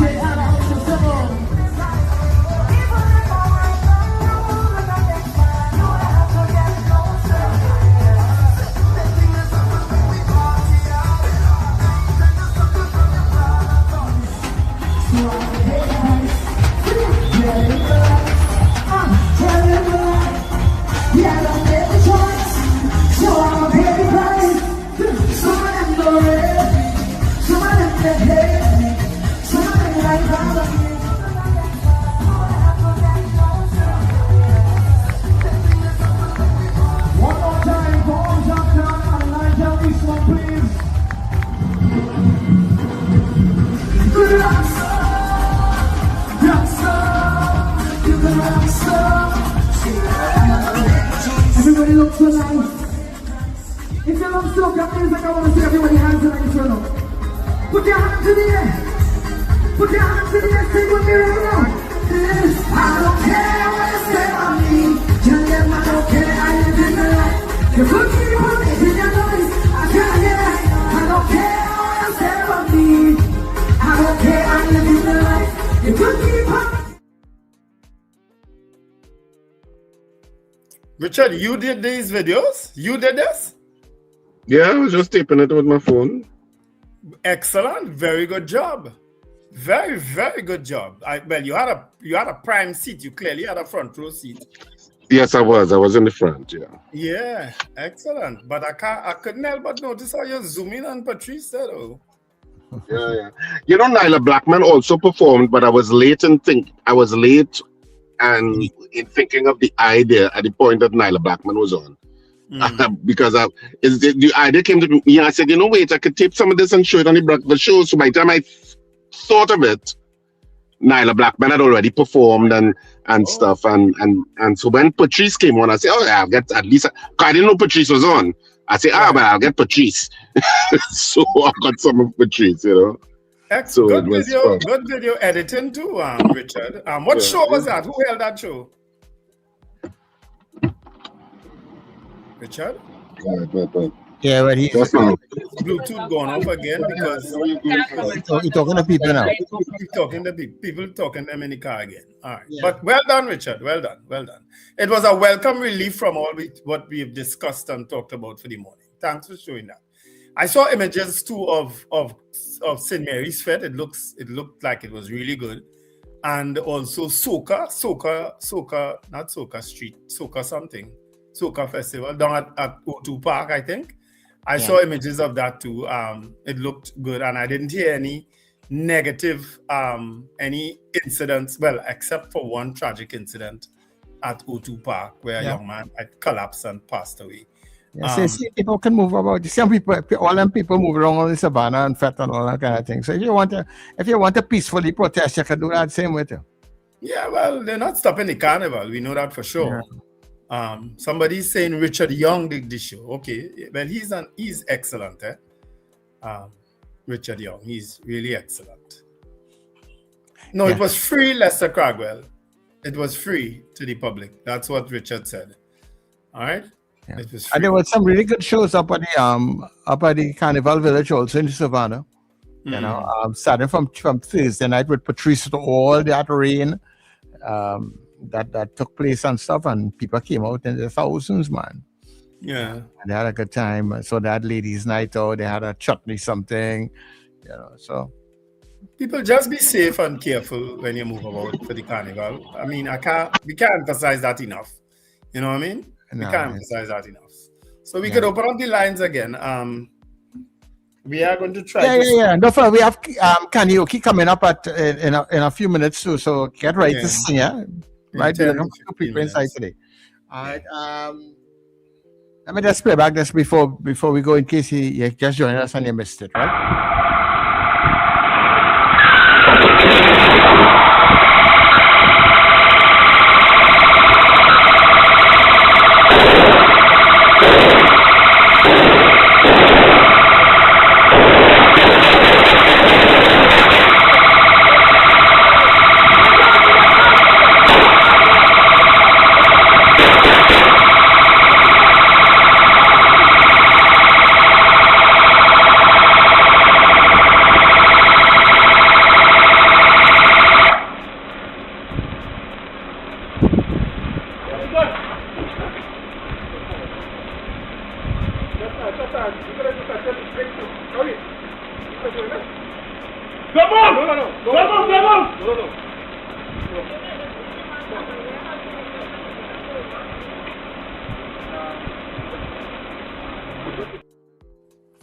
You know what's interesting about it? I missed that. Somebody alluded to it. I missed that part. Where after all that shooting and you're starting to reholster your gun and whatnot, you then shout out, "Don't move." Yeah, and that's it. You're given all the instructions. But it was also, to know that the police will, the car crash, and you will jump out. Nobody is firing at you. Look how much bullets that is. Yeah. Anybody counted the bullets, the shots? There's a lot. And it's automatic weapons, so you know what's going on. You understand? I mean, they were not under fire, so they didn't fire once or twice, I mean, they just riddled that, any which way you look at that, I mean, that. That video is as damning as you can get. Yeah. Not even in Western days when a man get it drawn here, he said, "Put down your gun." And if a man dropping a gun, you apprehend the man and that sort of thing.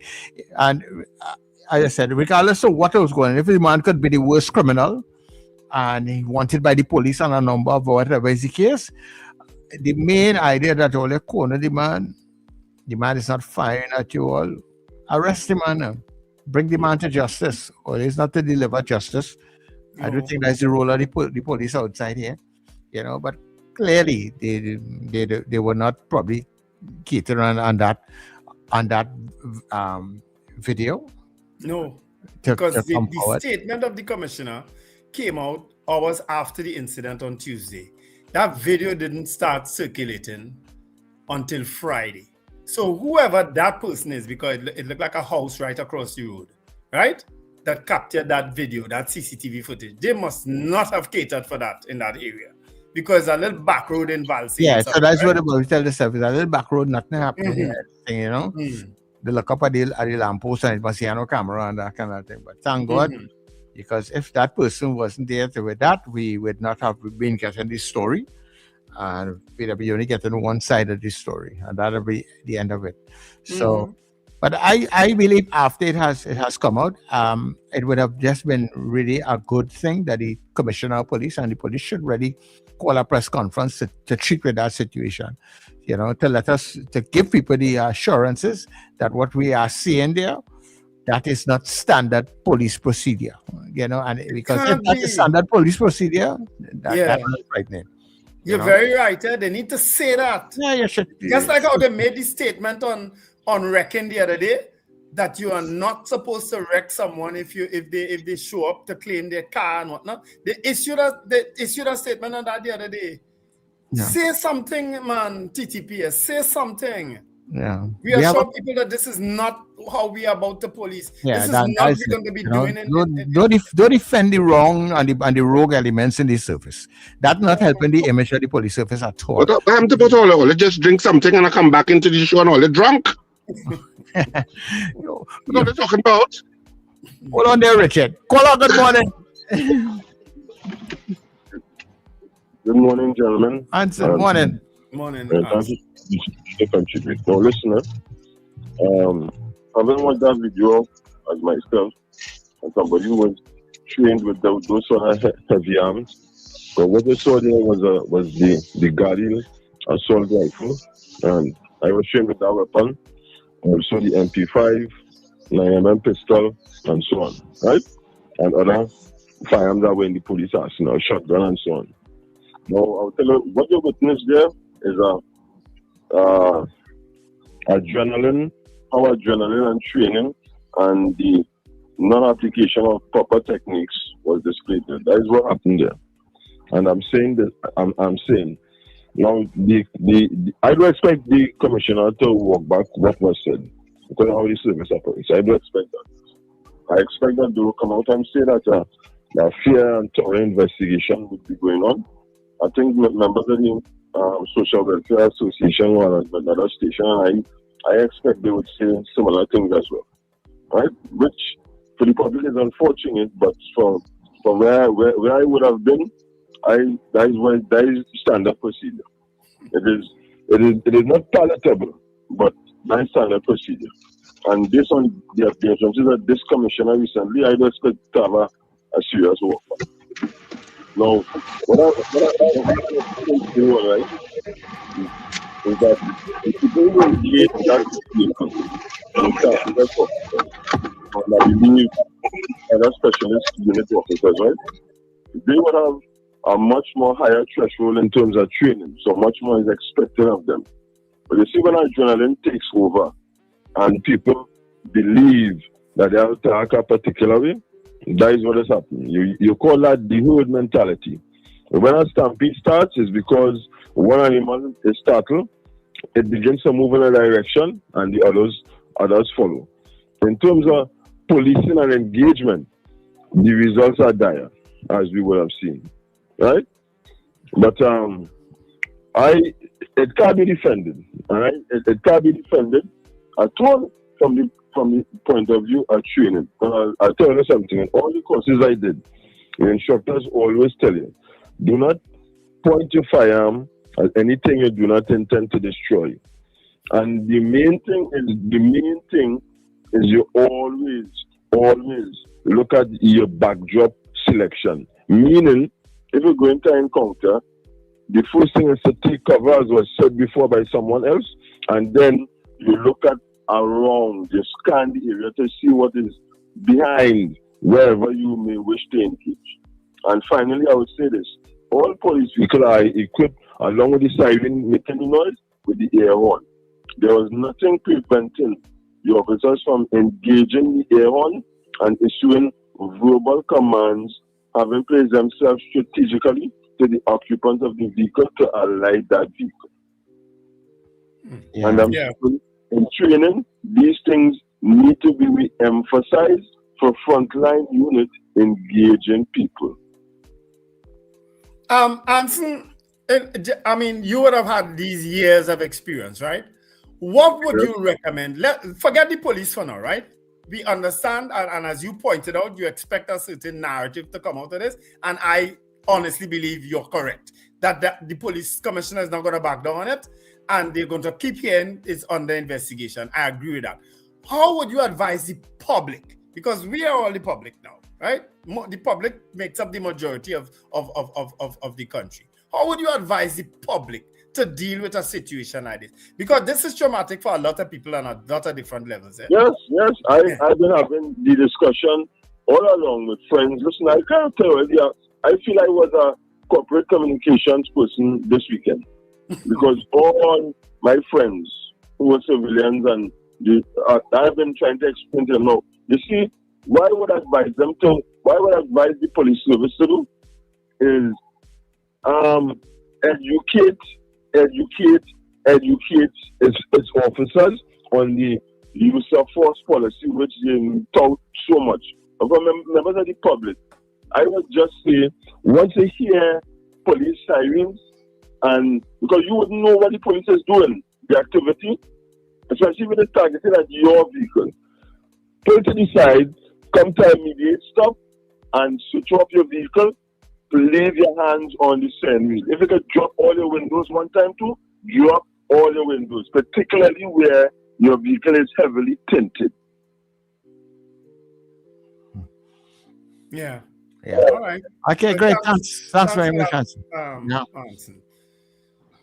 Yeah, adrenaline rush, huh? Okay. Yeah, that's what I'm telling you. They may not have been rogue officers. They're just clearly inexperienced and just run out shooting. I mean, a car done crash. The vehicle done immobilized on its own. You didn't even shoot out the tires. It immobilized on its own. Yeah. And as you said, you have the air horn. All right. You can say to them if you feel like you can, step out of your car, but. Yeah, I get that already. Yeah, man. I get that too. Yeah, so. Where you get that, Richard?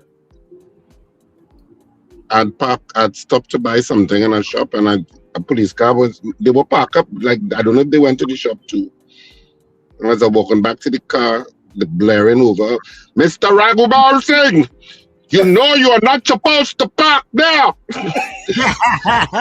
They ran on you, boy. Who don't know, Richard? Especially. They ran on you, boy. Ooh. Yeah. My apologies.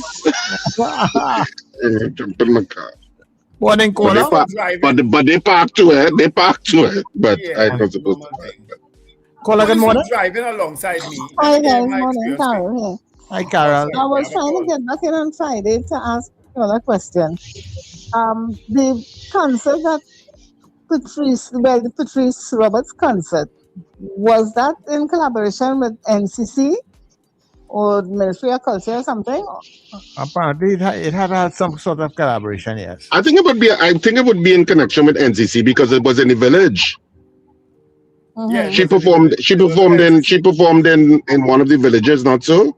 Yeah. It's NCC. Okay, So it's in connection with NCC, yeah, I assume. People were saying that Patrice did this good thing by giving a free concert for the public and that kind of thing. But then I heard Pete Canhai say in his interview with you all that he was there in the background. I can't remember the word he used, but it gave the indication that they were involved in the concert. So I was just wondering. Yeah, they had some. Well, I suppose they would always be involved, even if Patrice was doing it for free. She would still have to do it via the NCC anyway. Yeah. You can't just show up in the village and say, "I feel to sing." Yeah. I feel that one.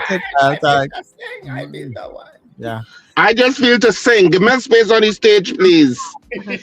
Well, guess what? If you feel to sing, you're getting a space on this stage right now. Hey, you. Yes, you. I'm talking to you. So you think you can sing, huh? Well, then be part of our Carnival Karaoke. You know what? I don't like that name. Let's call it Carnival Karaoke. Carnival Karaoke. We'll call it Karaoke.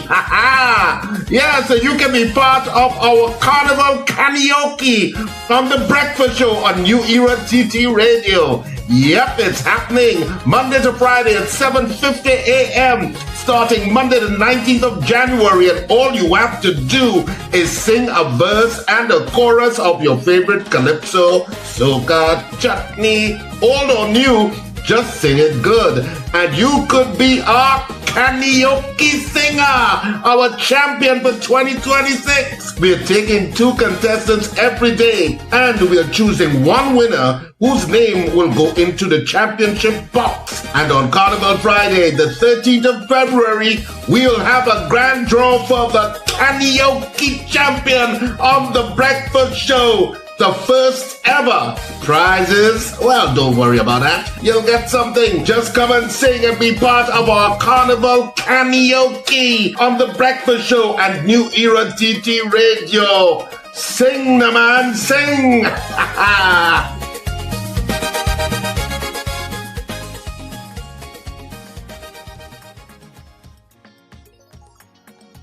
All right, so sing, the man, sing. Oh, some idiot.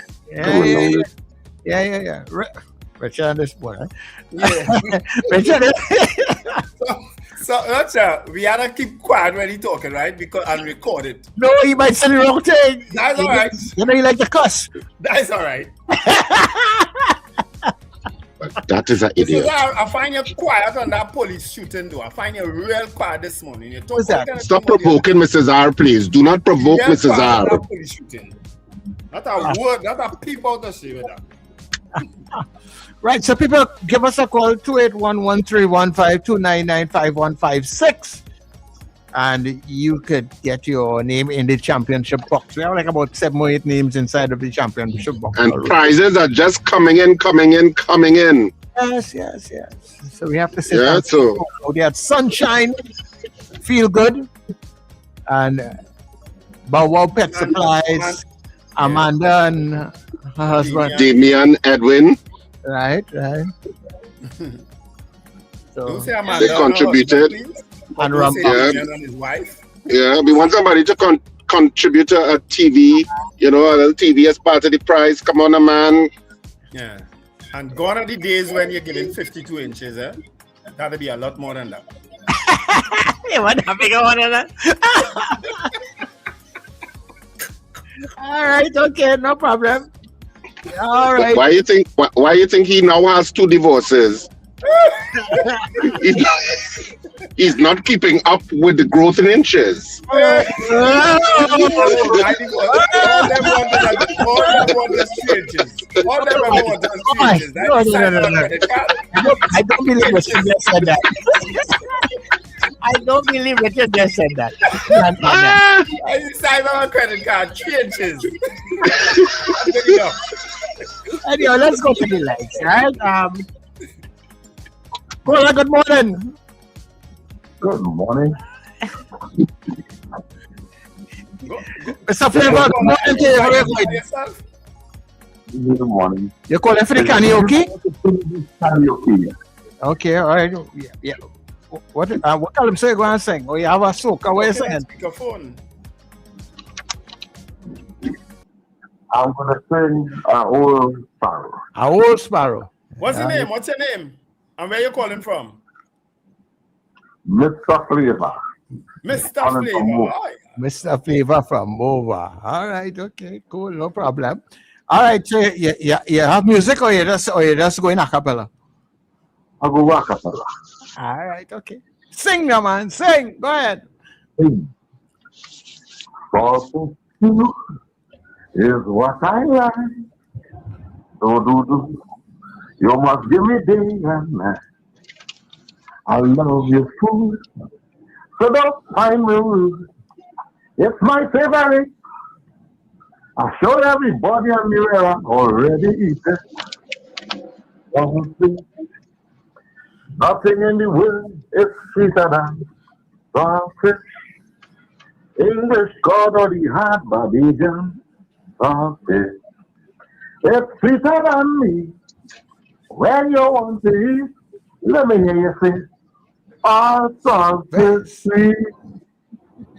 I don't know why I just figured that's the song you want to sing, I don't know why I figured it's that you was going to sing, When he says Sparrow. Yeah. Yeah. And I meet this guy. Yes, thanks much. Yes, thank you very much. A valiant effort. Yeah, there with the Sparrow song. I thought he was going to sing that alone. Melda, oh, you're making wedding plans, carrying the name to Obia man. All you do, you can't get through, 'cause I still ain't go married to you. You're making yourself a papi show, Melda. You're making yourself a bloody clown. All right, we must stop. You know how many people try that there? They tell Melda they wasting the time. Well, and I'm using Melda loosely here, right? And it ain't work. That will be a still work.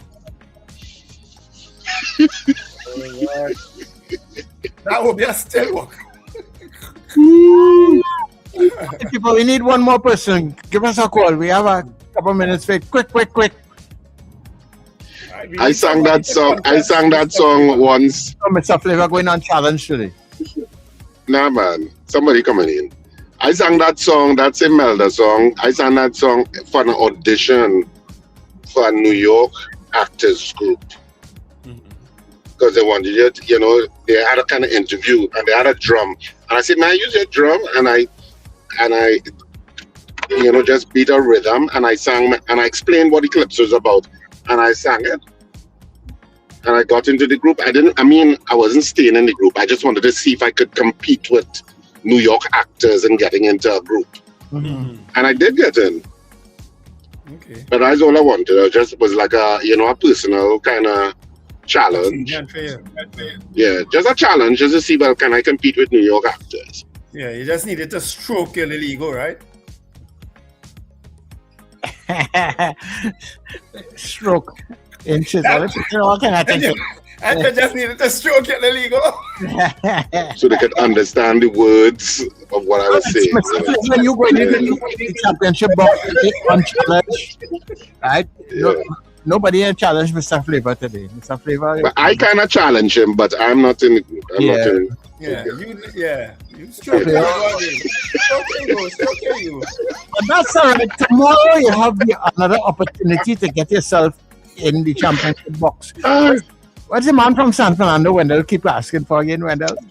Who's that? The man from San Fernando who sang last week, who didn't make it. Oh, Kazim. Kazim. Oh, right. We did say that Kazim could come. We did say Kazim, he can come back, and all of you didn't make it into the box. And Valerie Mendoza. Yeah, you could still keep trying to make it into the box, Yeah. I just like that tune Kazim sing. That was also a Sparrow, right? No, it was not Sparrow. Elixir, I think that was Baron. Baron. Elixir. All right, we're going for the news and we will be back. All right, don't go anywhere. Stay with us. Yeah, we need to go to the news first.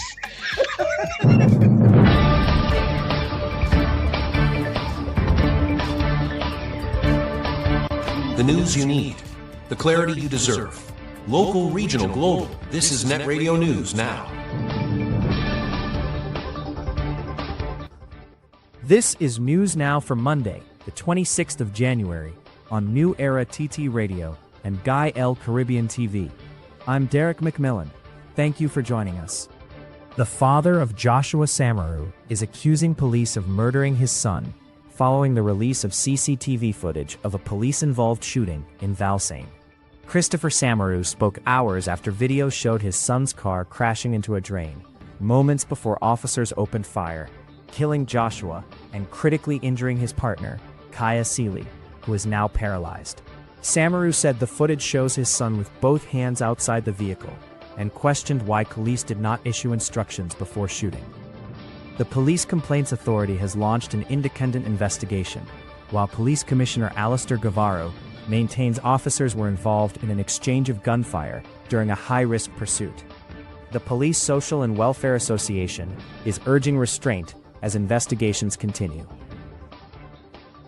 Prime Minister Kamla Prasad Bisesar says regional corporations will not receive any additional funding, insisting that the current $2.1 billion allocation is sufficient. She was responding to complaints from PNM-controlled corporations, including Port of Spain, which warned that budget cuts could disrupt services such as garbage collection and Carnival 2026 preparations. In a Facebook post, Prasad Bisesar blamed poor management and low productivity, saying taxpayers fund more than 13,000 local government workers but receive inconsistent service. She warned that future funding will depend on performance over the next 8 months and signaled possible outsourcing and mechanization. Diego Martin Mayor Acalia Glasgow Warner rejected the claims, accusing the government of politically skewed funding that favors UNC-controlled corporations. As local government elections approach, calls are growing within the People's National Movement for political leader Penelope Beckles to be more decisive and assertive. The criticism follows the PNM's total defeat in the Tobago House of Assembly election, where all 15 seats were lost to the Tobago People's Party, marking the party's second major electoral setback in 9 months. Senior party figures and political analysts say Beckles must shed political baggage, strengthen her team, and inject more energy into her leadership to rebuild support. While some insiders question her decisiveness and public presence, others within the PNM defend her measured approach, saying the party is in a rebuilding phase and remains capable of recovery. The government's decision to fast-track its migrant registration exercise has caused confusion among migrant communities, but human rights advocates say the process is not a trap. Venezuelan activist Yesenia Gonzalez says the initiative should be seen as a temporary regularization program, allowing undocumented migrants to come forward without fear of arrest or prosecution. Registration begins January 26th at designated stadiums across Trinidad and Tobago, with approved applicants receiving legal authorization to live and work until December 31st. Gonzalez stressed that eligibility is not based on nationality and applies to migrants without valid status who pose no public safety risk. Advocacy groups are urging migrants to register, saying the process offers legal protection and access to essential services. In regional news, since the United States operation that led to the arrest of Venezuela's ousted president Nicolas Maduro, Trinidad and Tobago has appeared increasingly out of step with parts of the Caribbean. The government's public support for U.S. military action in the southern Caribbean and Venezuela, along with Prime Minister Kamla Prasad Bisesar's description of CARICOM as an unreliable partner, fueled speculation that the country had strained regional ties. However, CARICOM chair and St. Kitts and Nevis Prime Minister Dr. Terence Drew has dismissed claims of regional suspicion, insisting there is no suggestion within the bloc that Trinidad and Tobago was involved in Maduro's detention. Drew said TNT remains an important CARICOM member and stressed that the bloc's response to the incident was reached by consensus, reaffirming principles of sovereignty, non-interference, and diplomacy. He also rejected talk of any CARICOM breakup, saying no member state is threatening to leave the regional grouping. Finally, in international news, U.S. federal authorities say Alex Preddy was carrying a firearm and 2 loaded magazines when he was shot and killed by federal agents during an enforcement operation in Minneapolis. Republican Senator Lindsey Graham defended the officer's actions, saying an armed individual attempting to obstruct a lawful arrest creates a recipe for disaster.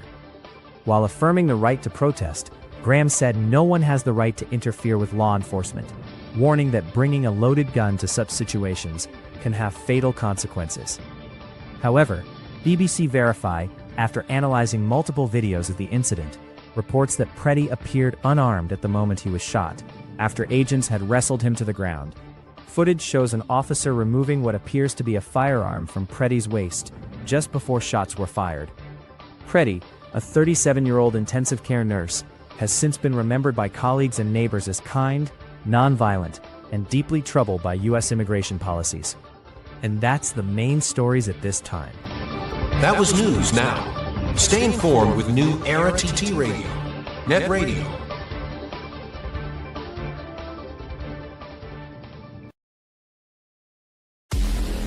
End times is here. Are you prepared? Check us on New Era TT Radio or NETT Radio with Brother Raka and Brother Yatazakawa on Mondays from 7 to 8 p.m. End times is here. Stay tuned.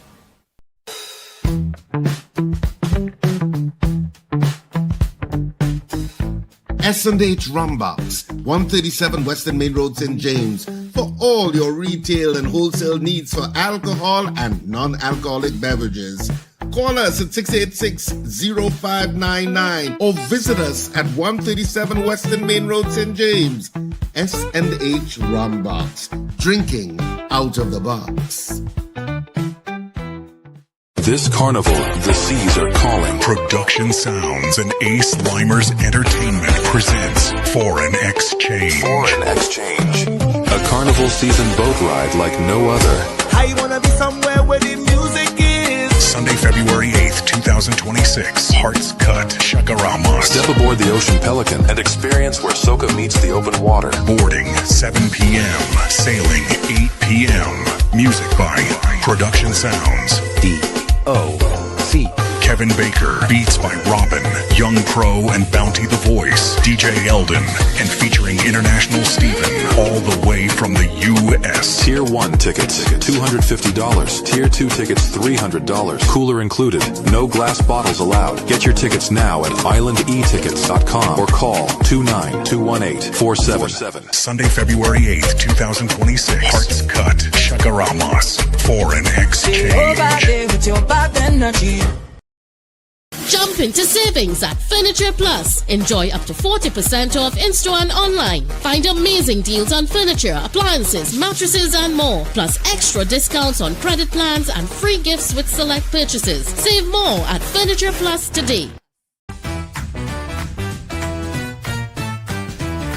Advertise with us on New Era TT Radio, the fastest growing streaming platform for talk in Trinidad and Tobago.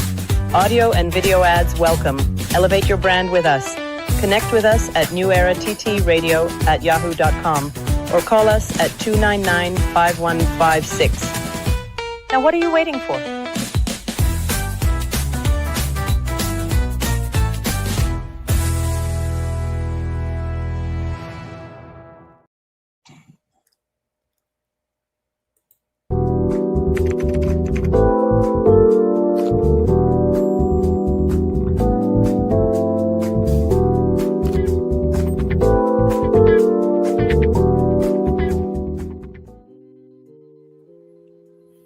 Yeah. So we're back.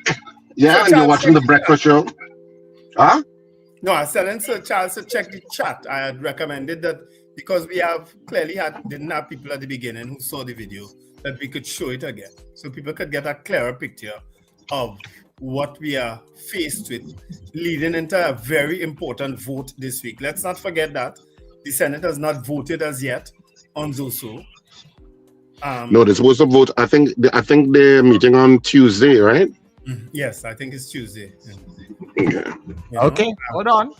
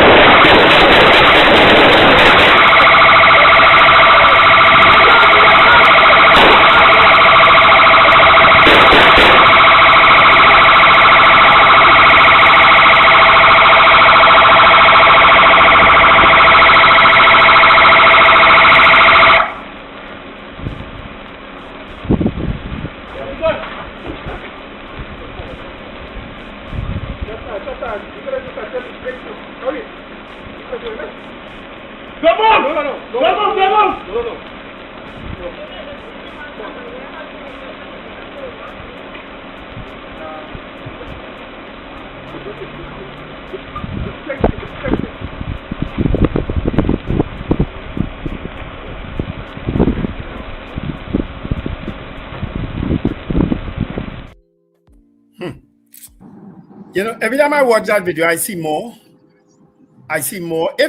When those police officers approached that car after shooting it up, if there was somebody alive in that car with a gun, they would have been dead, you know. When you said they would have been dead, The police officers, they just walked up to the car after. No, with well, the guns down. Yeah, well, after the gun shooter, the man who came over with the automatic gun, he had that about 8 or 9 times, you know.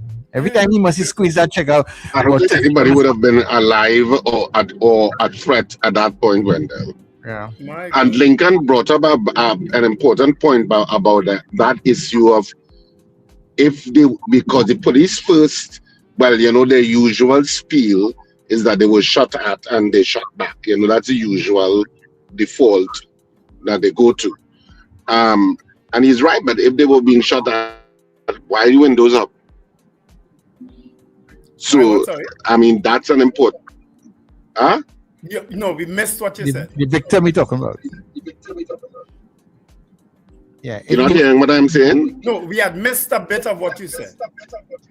No, I said Lincoln brought up an important point about the window being up. Mm-hmm. And that the guy had to bring it down to push out his arms. Because if there was a shootout like the police initially claimed, your glass would be down. Yeah. Because you'd be shooting at the police through an open window. Yeah. So the mere idea his glass was up indicates, you know, that, you know, he was that there seems to be you know, a non-alignment of what the police are saying with what the facts are. There seems to be a non-alignment. Let me put it that way. That's a nice representation. As Anson said, I don't expect the commissioner to come and say, listen, initially I did say it as an exchange of gunfire, but the video footage has shown that that is not so, and we want to apologize to the family and the public. But we will, however, launch a full investigation into this matter and ensure the noise is not enough. The noise is not enough. Just right, the police commissioner released their film. Yeah, but the noise is not enough. The PSA is also the PCA is also doing an investigation. But guess what? We're living in times where, you know, there's a kind of mirror thing taking place with ICE in the United States, which the world is following and knows.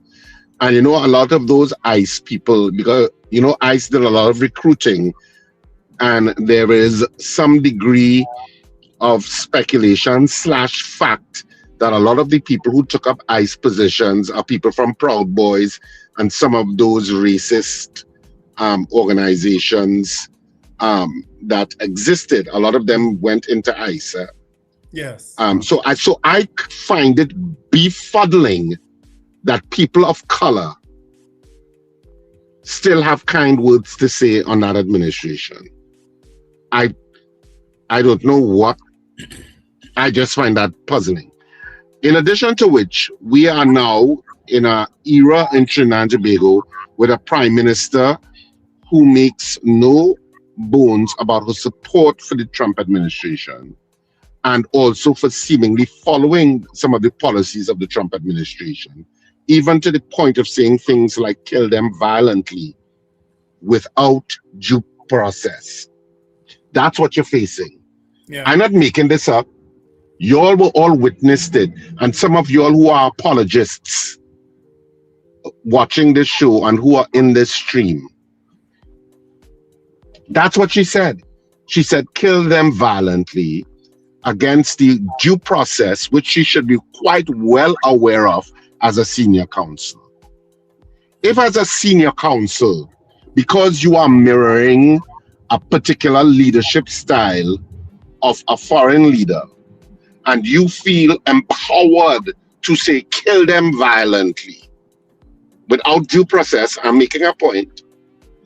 And now you want the power, the sole power, to call a state of emergency and call it a zone of special operations in particular societies that you have the power alone to call on the basis of whatever evidence that this institution, TTPS, says, when both of you all are in alignment and you have a history now of saying, kill them violently, and you are saying, give me the power, and before people even voting it, you're telling them they're vapid and shallow, and if you don't support the bill, you're in support of criminality. All of these things, which are from the playbook of the Republican Party and MAGA, all of that is part of it. Oh, you are against law enforcement, or you are against the rule of law. When you oppose things that are threat to the civil liberties and a threat to the constitutional protections of the society.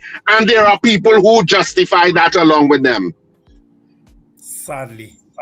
I cannot understand it. It is clear. I'm not making anything this up. This is not opinion.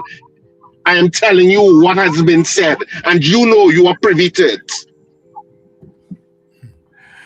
And still independent senators are still debating this in their mind. Are you all for real? That's why they are independent senators, because they have to debate it. And if they don't, well, then you could be accused of doing the same thing the Prime Minister did. No, I'm not saying that. I'm saying that you are still, all of the evidence is before you, and you are still thinking, maybe? Yeah. As I said, they've gotten two glaring examples lately, one in the United States and one right here in Trinidad, of what abuse could look like. You are the people, as I said before, when people show you who you are, and by people I also mean institutions, when the people show you who they are, believe them. Don't make excuses for them. Believe them when they show you who they are.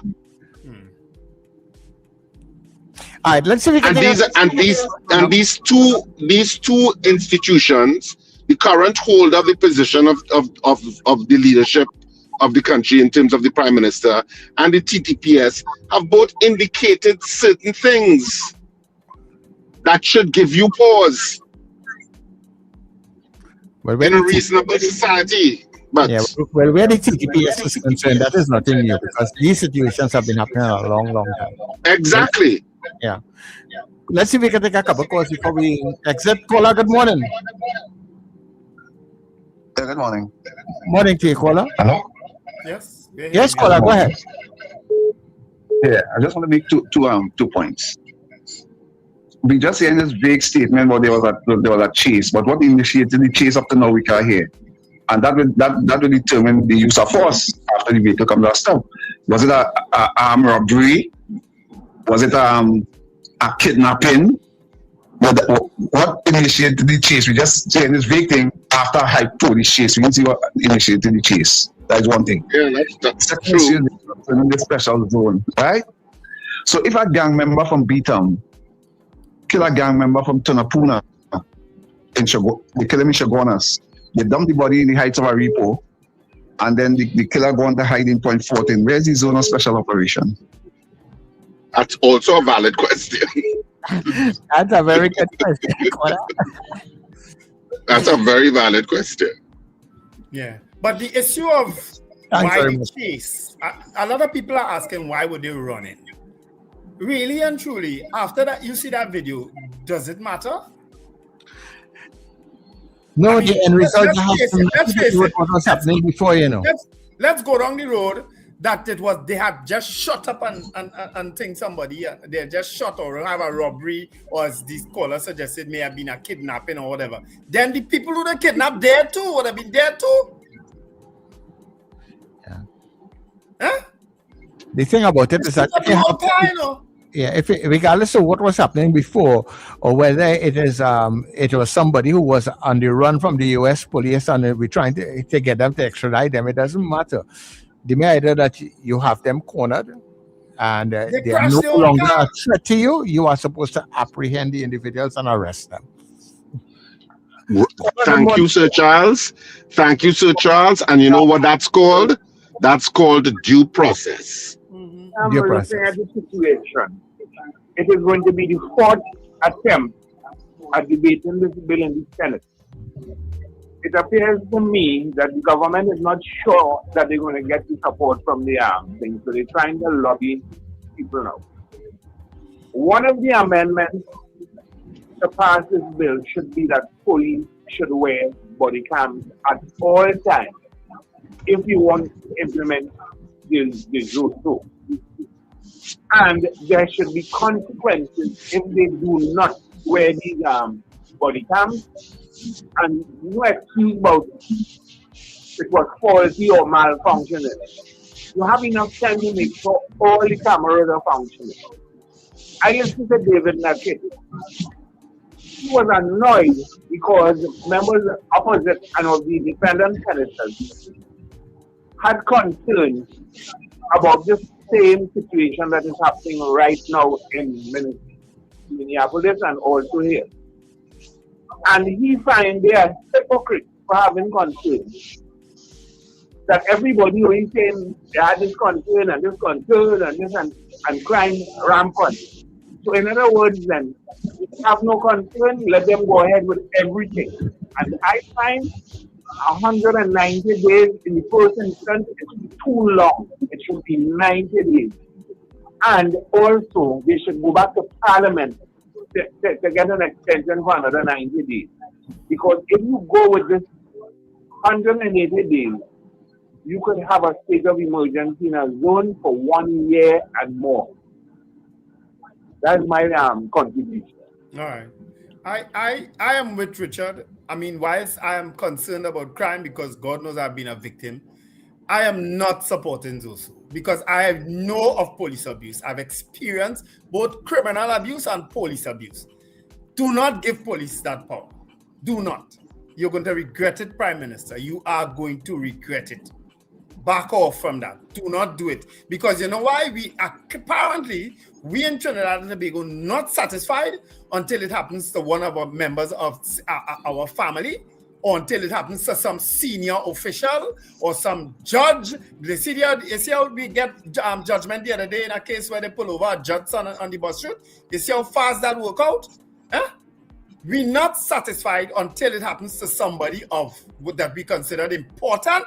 You understand? Or it happens to one of our family. We're not satisfied. We're going to ask these stupid questions. So why they were running, and why this, and why these areas are what only African people do. Listen, I need to move. Yes, I need. All right. Okay, hold on. Hello. Good morning, caller. Yes. Hi, Sir Charles. Good morning. Good morning to you. Morning, Dabari. Dabari, we are looking for you to sing this morning, man. Well, I didn't really want to sing that time. I just wanted to sing that calypso all the life in the public. Because I know the words by heart. So I just did sing it again. You just have to sing it again. Come back and sing it tomorrow, right? Pardon? Come back and sing it tomorrow again. I'll try. Right, I know it okay. by heart, you know. Yeah, but, yeah, you know, I just wanted to do that. Tomorrow we look it out for you. I'll see. Yes, sir. Condolences to the family of Samuel, young man. You know what I couldn't understand either? If they chasing him from Maloney to, but that point in St. Augustine, how come they didn't call for backup officers that might be somewhere on the highway? You know, police will be on the highway. Well, how come they didn't get to call for backup police officers to block off a portion of the road? Like what they did the last time when the gang leader and so on, when the gang leader got off and the lady got shot over the highway.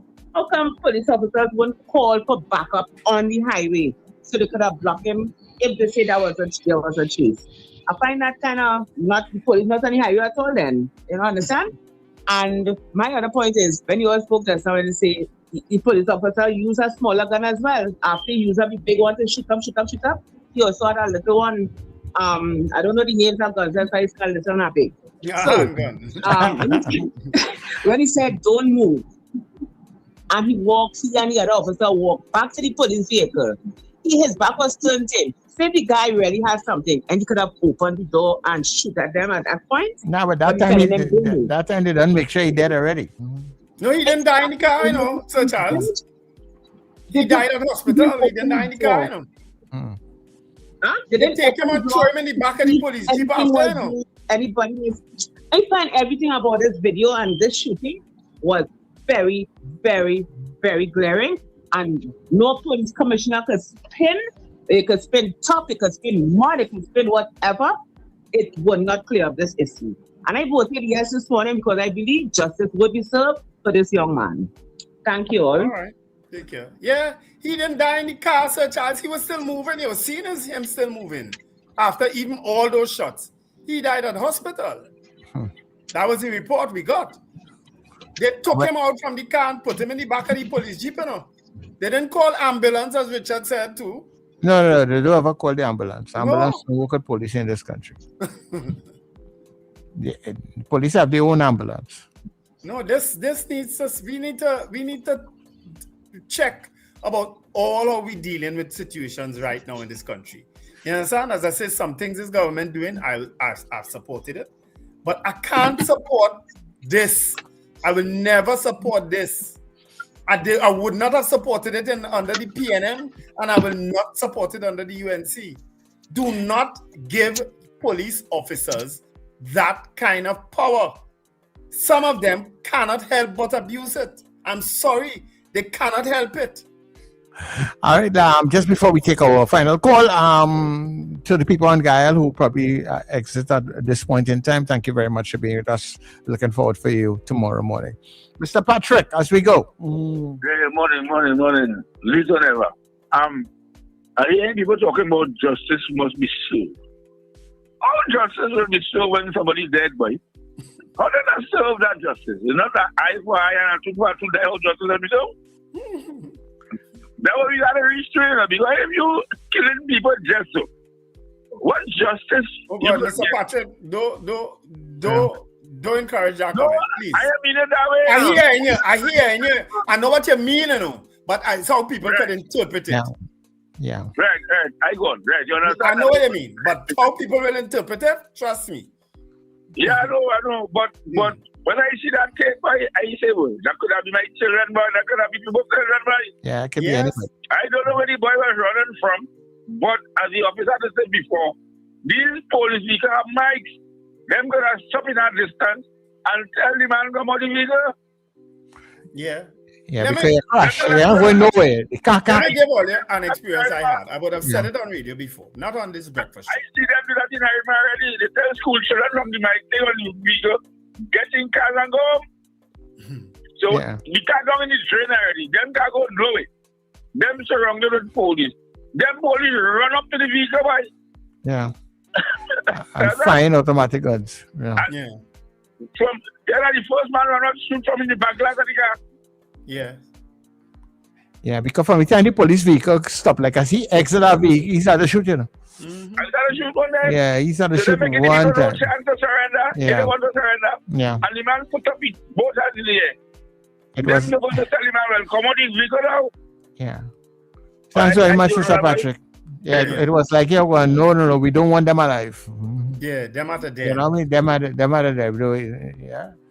Let me tell you about the experience I had one day in Barataria with my nephews. 3 of them. Right? I was driving along 5th Street. That's the street that runs parallel to the bus route. On the bus route, there was a police vehicle driving along the same way, right? I wasn't paying them any attention, but apparently they were paying me attention. Now, I drive in it. So to get to Eastern Main Road, you just have to go down one of these streets, come across a back street, and then come back up 6th Avenue, with the lights. Yeah. You just have to make that drive, right? To get across to the Eastern Main Road. Mm-hmm. So I made that drive and down the back, across, up 6th Street, and as I crossed the bus route, this police car pulled me over, siren, guns blazing. Everybody had to come out the car, just like that. I said, but what the hell, me? Me? And I said, but what going on here? Them police officers, they had us spread out on the car now, right? full view of the public, but I don't know if anybody have a footage of that. Full view of the public, me and my two nephews spread out on the car. I say, officer, what is this about? I asking them now, what is this about? They say, now we see you make a kind of funny drive there now. I said, but how else I can get to the Eastern Main Road, officer? I said, I have to make that drive? Nah, we find it look suspicious. So we spread out on a vehicle on Barrett area, the 6th Avenue, with officers pointing guns at us. Just because one of them suspected I made a drive that they found suspicious. You ever hear stripping so? Huh? I tell you now, I have stories about the TTPS, or they would cringe. Or they would cringe, you know. I see a police officer kick up a fella on the ground.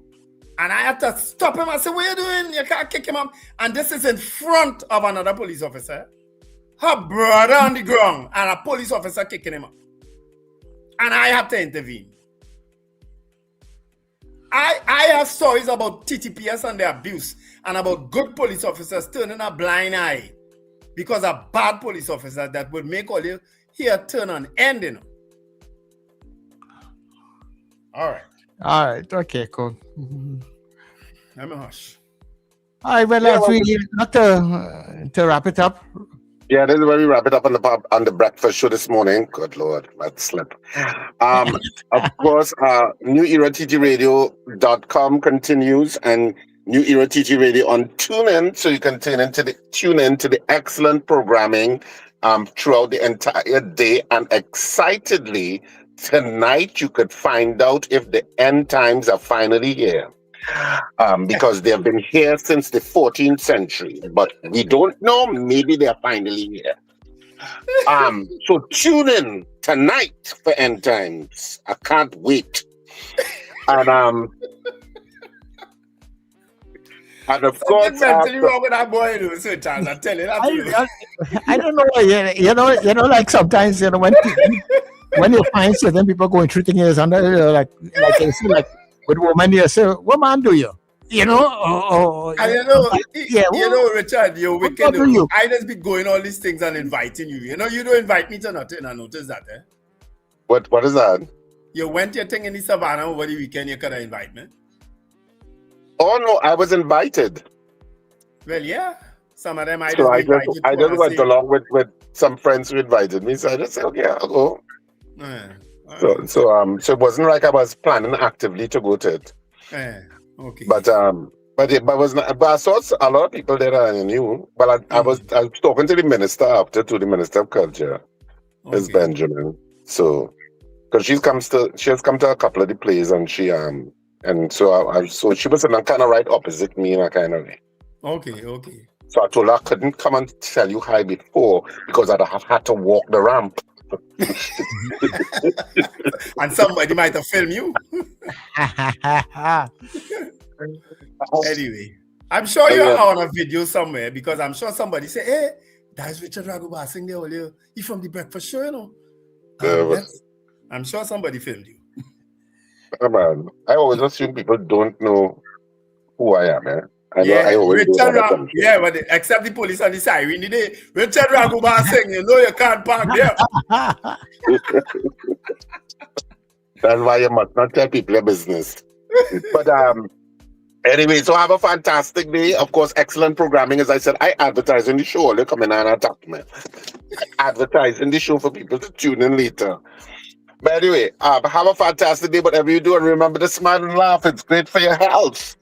All right, folks, have an absolutely wonderful day. Remember to let go and let God. Absolutely. And thank you for joining us. We know you have a choice, and we're glad that you chose us. You've been watching and listening to The Breakfast Show. See you tomorrow. Yeah.